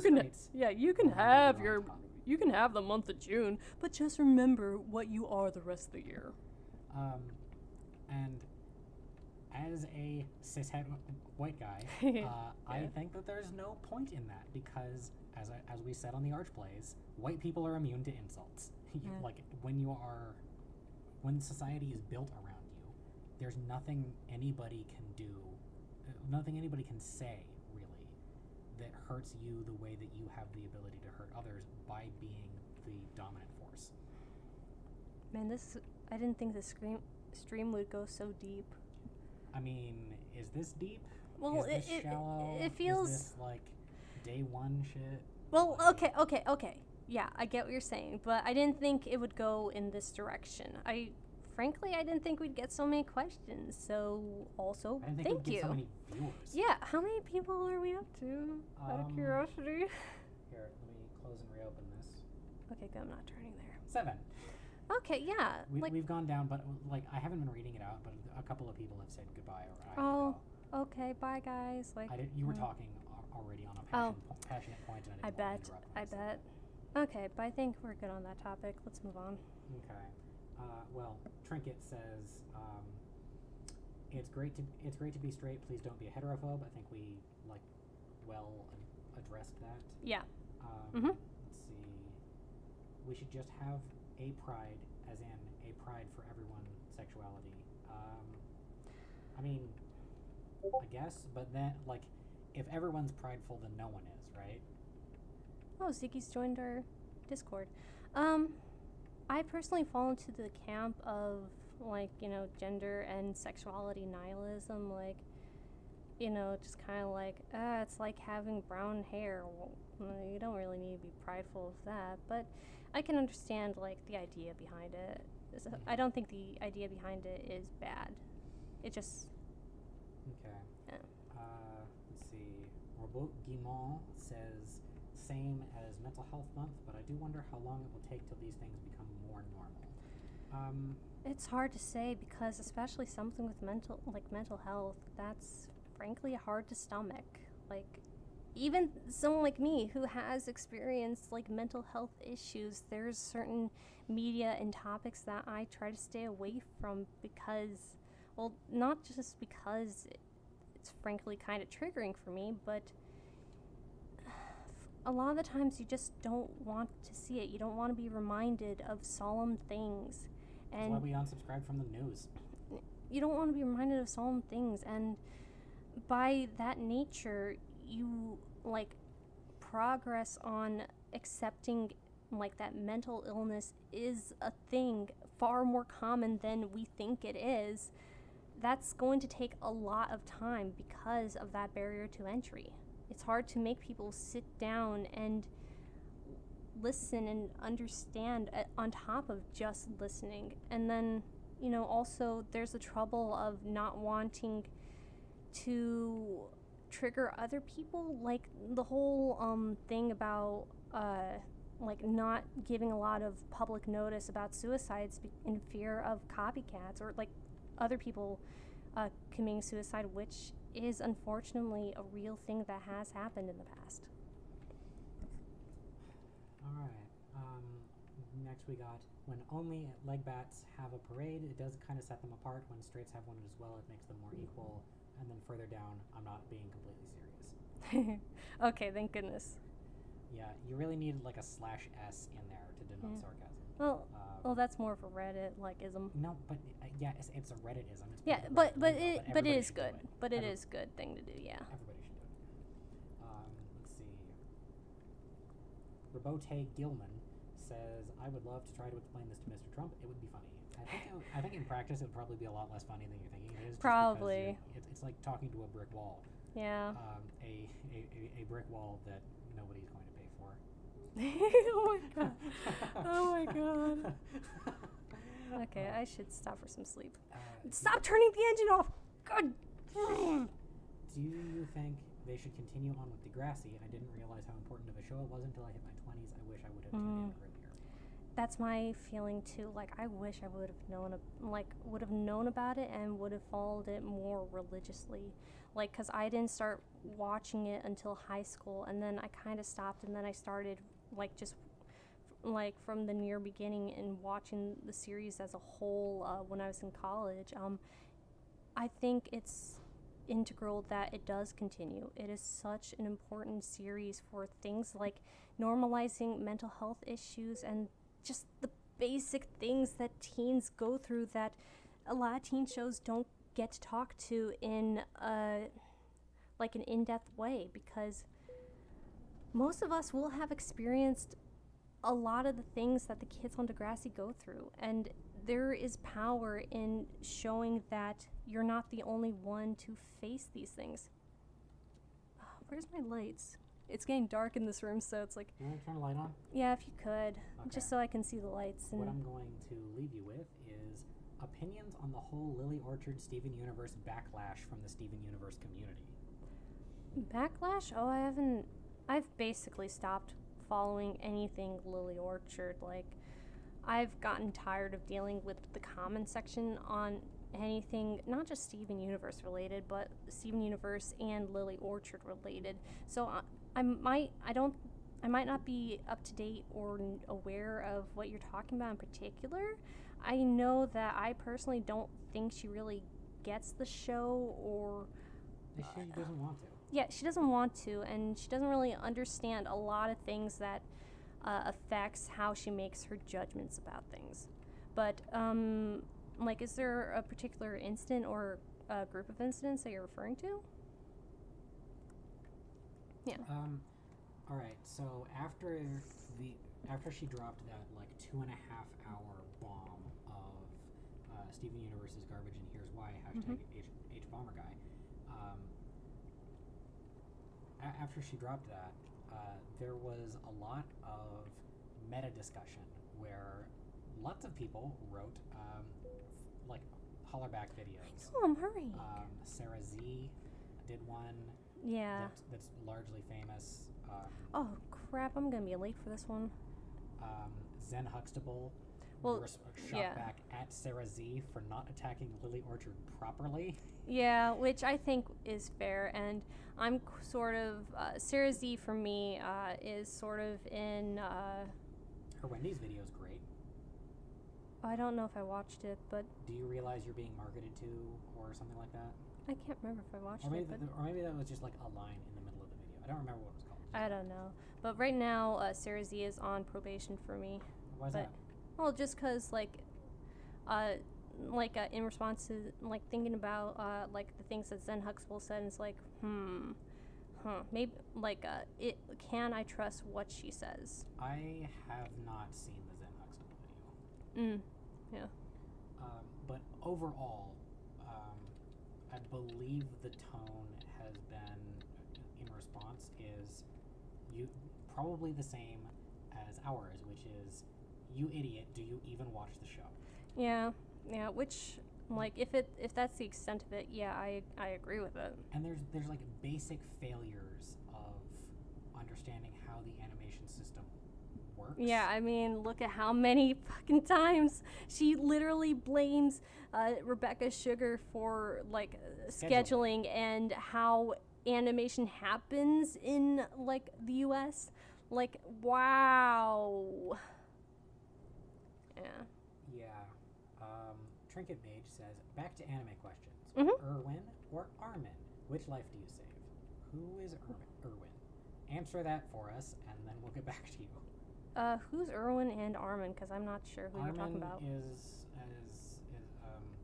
Skullcap Arminhammer. He's not actually called that. Arwen is the guy from. He's the blonde not side character, but he's like one of the main three in Attack on Titan. Huh. Well, I don't care about him, so I guess it depends on who Irwin is. I think that if you're going to choose a life to save, it should be the person who likes me the best. Which of these two characters do you think would like me the best? That is the person that you save. These were not made for trucks, I swear. Well, while Mr. Trump was here in the UK, Prince Charles did have a good rant to him about climate change.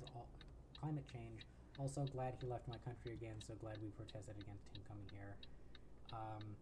Yeah, I heard about the talk Charles tried to have with him and how well that went. If you want to understand Donald Trump, I think you really need to... Oh, also, like, just a shout-out acknowledgement to the fact that you're in the UK. Oh, yeah, wait. Yeah, like... Oh, it must be very early in the morning for you. Oh, gosh. Yeah, so, Robot Gelman, what time is it there? It must be very late, because I've spoken to people in the UK in the morning, and it was, like, around lunchtime. It's like 7 hours in front of us, I think. Thereabouts. Well, in order to really understand Donald Trump, you kind of need to understand wrestling. Like wrestler psychology. He is a heel. Like, I don't even like wrestling, but knowing this makes him and the things that he does make a lot more sense. He will say purposefully inflammatory things because that is the set of things that his like fan base likes to see. He's just pandering to his fan base, and if it's pointless to try and talk to the guy because he is immune to the concept of argument in good faith. He at no point ever wants to get to the truth. He wants to perform strength in front of his base.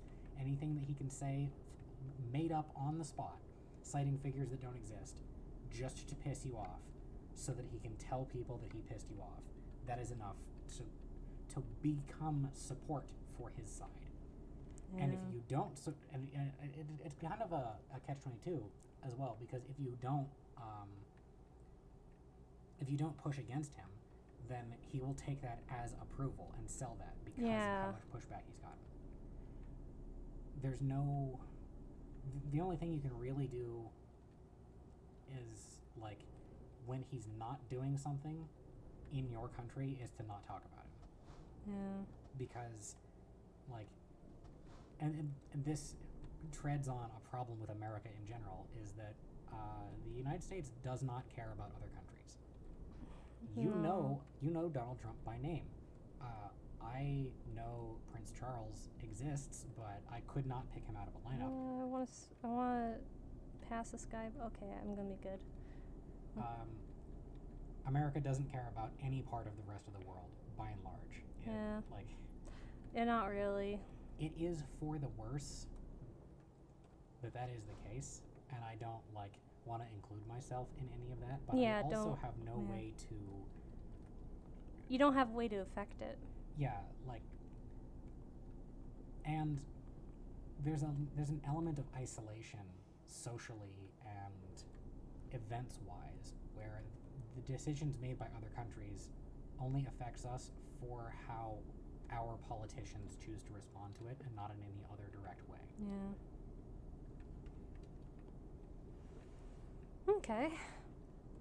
There's 2 more retracted messages for some reason. Oh. Did you think Miles' ex-Tristan relationship was a healthy representation of a gay relationship? I think, Robot Gilman, it's 1:55 a.m.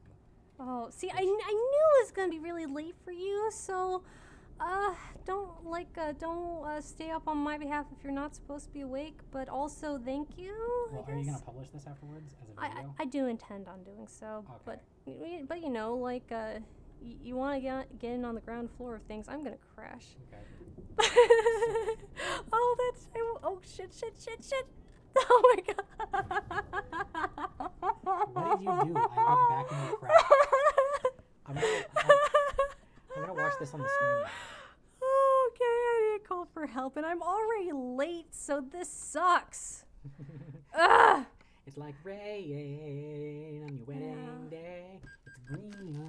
Damn it. It's been a very long time since I've had this happen to me. Okay, so Miles and Tristan. Miles and Tristan. I think their second go round was a lot healthier than the first.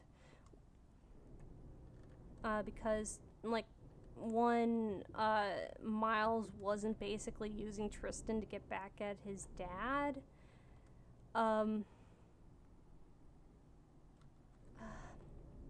Yeah, I think both were just a little bit more mature and able to like talk about problems that they had, and most importantly, Tristan was eventually able to say, I think it'd be better if we go our own separate ways in college. And that's something I don't think Tristan would have been able to do previously. Yeah, I know I'm late. Thank you. Ugh. Ah, boy. How many more questions do I have? Let's see. Erwin is a commander of the Scouts, also in Attack on Titan. It's a topical question based on the latest episode. We don't follow Attack on Titan. Yeah. I like the sound of Arwen, so let's save Arwen. I like his name. So Armin, whatever. Arwen is a character from Lord of the Rings. I don't care. I don't watch Attack on Titan, so I don't know. Okay. What are your opinions on the Tony Award nominees? I hope that Stephanie J. Block wins. I don't follow the Tonys, mainly because I don't follow a lot of current stuff. It's just kind of how I've always been, because I grew up poor and therefore disconnected from popular things. It was a rare thing for me to see like movies that were currently in theaters. Most of the time I watched films that came out like when my parents were kids, and you know, that came out in the 90s. So your parents were not kids in the 90s. Well, no. I said and. Okay. And that's important, because like in between that I also watch things like Home Alone and stuff. But yeah, no, I'm not really up to date on current things, so I don't really have a reason to follow award shows unless someone in my sphere of influence talks about it. Yeah. Okay. Let's see what time is it. Boom truck fell over. Yep. The retracted messages were that Sarah Z did lie in her video, and that Musical Memes likes Lily Orchard and doesn't want to start a problem, but deleted it because they don't want to start a problem. Bro, it's fine to like Lily Orchard. Yeah, there's a lot of Lily Orchard videos that I like too. Yeah, she has a firebrand style that really resonates with me. There's a lot to like about her, but research is not one of them. Yeah, I can't get over the fact that she's not well researched in a lot of things, and that makes me unable to trust her opinion, and therefore I don't want to watch her content. But hey, if you want to keep going, go ahead. Yeah, I'm still subscribed to her. Yeah, do what you want, dude.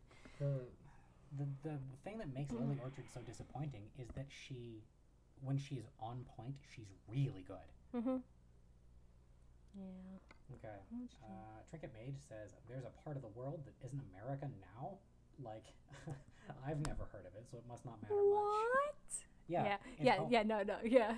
Yeah, basically. Yeah, it's called Europe, which is Latin shit. for not America. I've got a lot to pay on this loan still. Damn it. Yeah. How many questions do I have?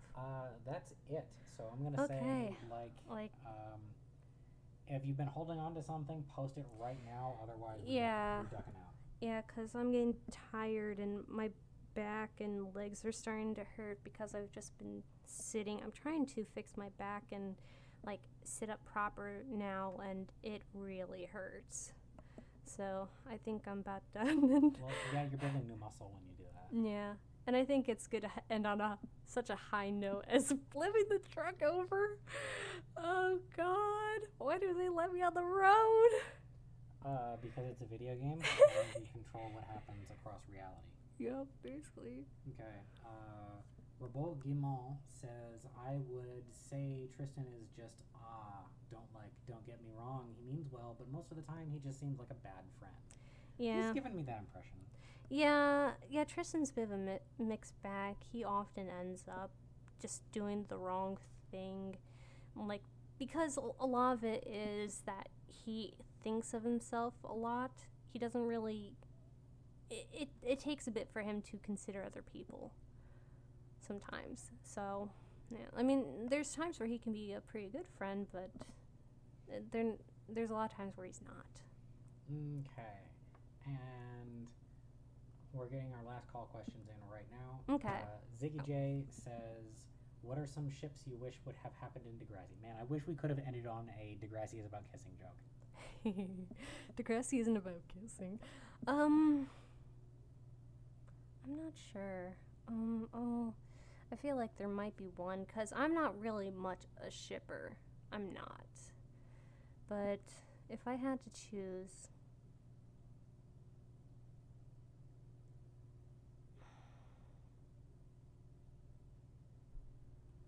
I think I would have liked to see what, I would have liked to, so it kind of did happen, but we didn't get to really see it. I would have liked to, for them to show, Snake and Michelle and how they jive together. Like, what's their relationship dynamic, taking two rather awkward people who, mean well, but, don't always say the right things. I would have liked to see that. Okay. And our last question of the day is, what is your opinion on the whole hate in the theater community? I asked for clarification, but none has come yet. Yeah, can you clarify? Because I'm not really sure what you mean. Do you know of any hate going around in the theater community? I don't know. I know that there's, the age-old, Gerard Butler fans versus Michael Crawford fans. And I'm just here like, Ramin Karimloo! The only thing that this could possibly be referring to that I can think of is like that one time where the cast of Hamilton asked Pence to not be a dick. Yeah, I saved that video and I like that. Oh, okay. I mean, is that in the theater? The theater community is hated for Inside and Out, for fake fans, and basic shows. So apparently, fans? there's a lot of hatred of theater people for like in name only fans, or like gatekeeping across between theater fans.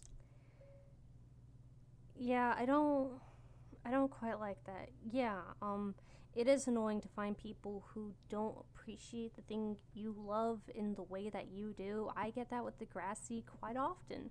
But on the other hand, not everyone's going to take what you take out of the work.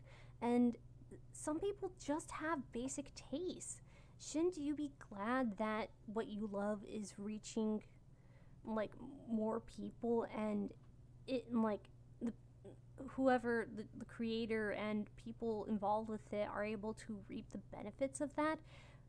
Shouldn't you be happy for them instead of feeling like you need to protect this thing that doesn't really need you to fight for it.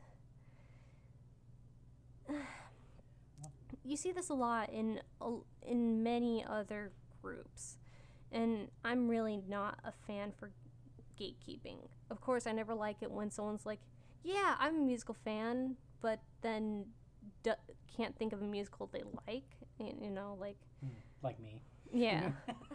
That's not true. There are musicals I like. Yeah, someone who wants to give the appearance of being into musicals, but actually doesn't care for them. They just want the prestige of, you know, being artsy-fartsy in that way. But someone who likes basic bitch musicals like Phantom of the Opera, or like ones that everyone's all heard about, that's okay. Not everyone needs to dig deep and learn about the hundreds of iterations of Peter Pan. Or even that the story changes between iterations. In small ways, or sometimes in larger ways. Yeah, not everyone's interested in that. It reminds me a lot of, like, you get a lot of the same experience trying to talk to other anime fans if you're somebody like us. Very much. Where, like, there's some alkaline motherfuckers out there whose the only anime that they know to like is Attack on Titan. Shots fired. And ouch. That's fine.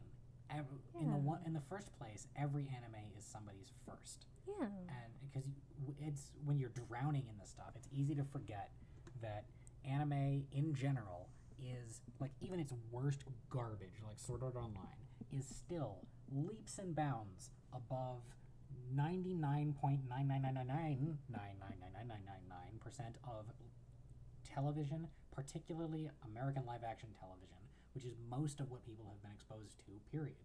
Every anime is somebody's first, and anime as the better medium is sometimes the only one that you've seen is some, like, intro normie shit, and that's also fine. Yeah. It's still good. Okay. All right. Any other? Well, to cap that question off, Musical Memes says, by the way, I binge watch you when I'm sad. I just wanted to end with how much you helped me through tough times. Love you. Rainbow hearts. Look at that. Look at that. Oh, thank you. You don't sound so happy all at once, huh? You're gonna pop. I don't know how to take praise. I can take criticism. Like, I know how to take criticism. I don't know how to react to praise, but all I can really say is thank you. And as I said at the top of the stream, it's reassuring to know that what I do has an effect on at least someone out there, and I'm not just throwing my videos to the void, and if I just stop producing, then someone would actually care. Yeah, people miss you. Yeah. They're glad that you're back. That's why so many of them are here right now. So thank you. Musical Memes cap off with I hope you live stream again because I have many more questions, but I'll ask later because I care for how you feel and how you need to not feel uncomfortable and break your voice. Yeah, I mean, I won't really need my voice tomorrow, but I am, it's starting to get towards my bedtime. I'm no longer nocturnal, for better or for worse. But yeah, I do want to do this again, and guys, even people who are watching this after the stream is no longer live, let me know when's a good time for you guys, because as I said, there's a level of me that is narcissistic and likes to talk about myself and my opinions, hence this channel. And I like also getting direct interaction.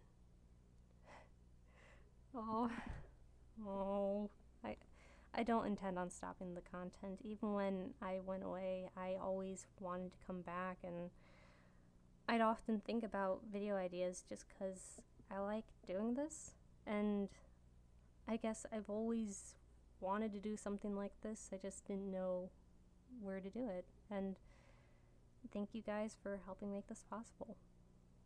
Yeah, I have been great. You have been great. I guess Mask has been great despite not being here, and I guess Yeah. you've been great. I guess I've been great. Yeah. I'll take it. Okay. Well, I am going to end the stream. Thank you guys again so much for being here. And as always, until next time. Let's see. I guess. Oh, end stream. See ya. Don't you want to say goodbye? Oh, yeah. Yeah.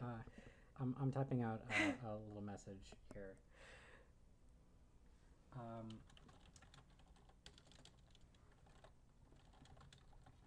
Yeah.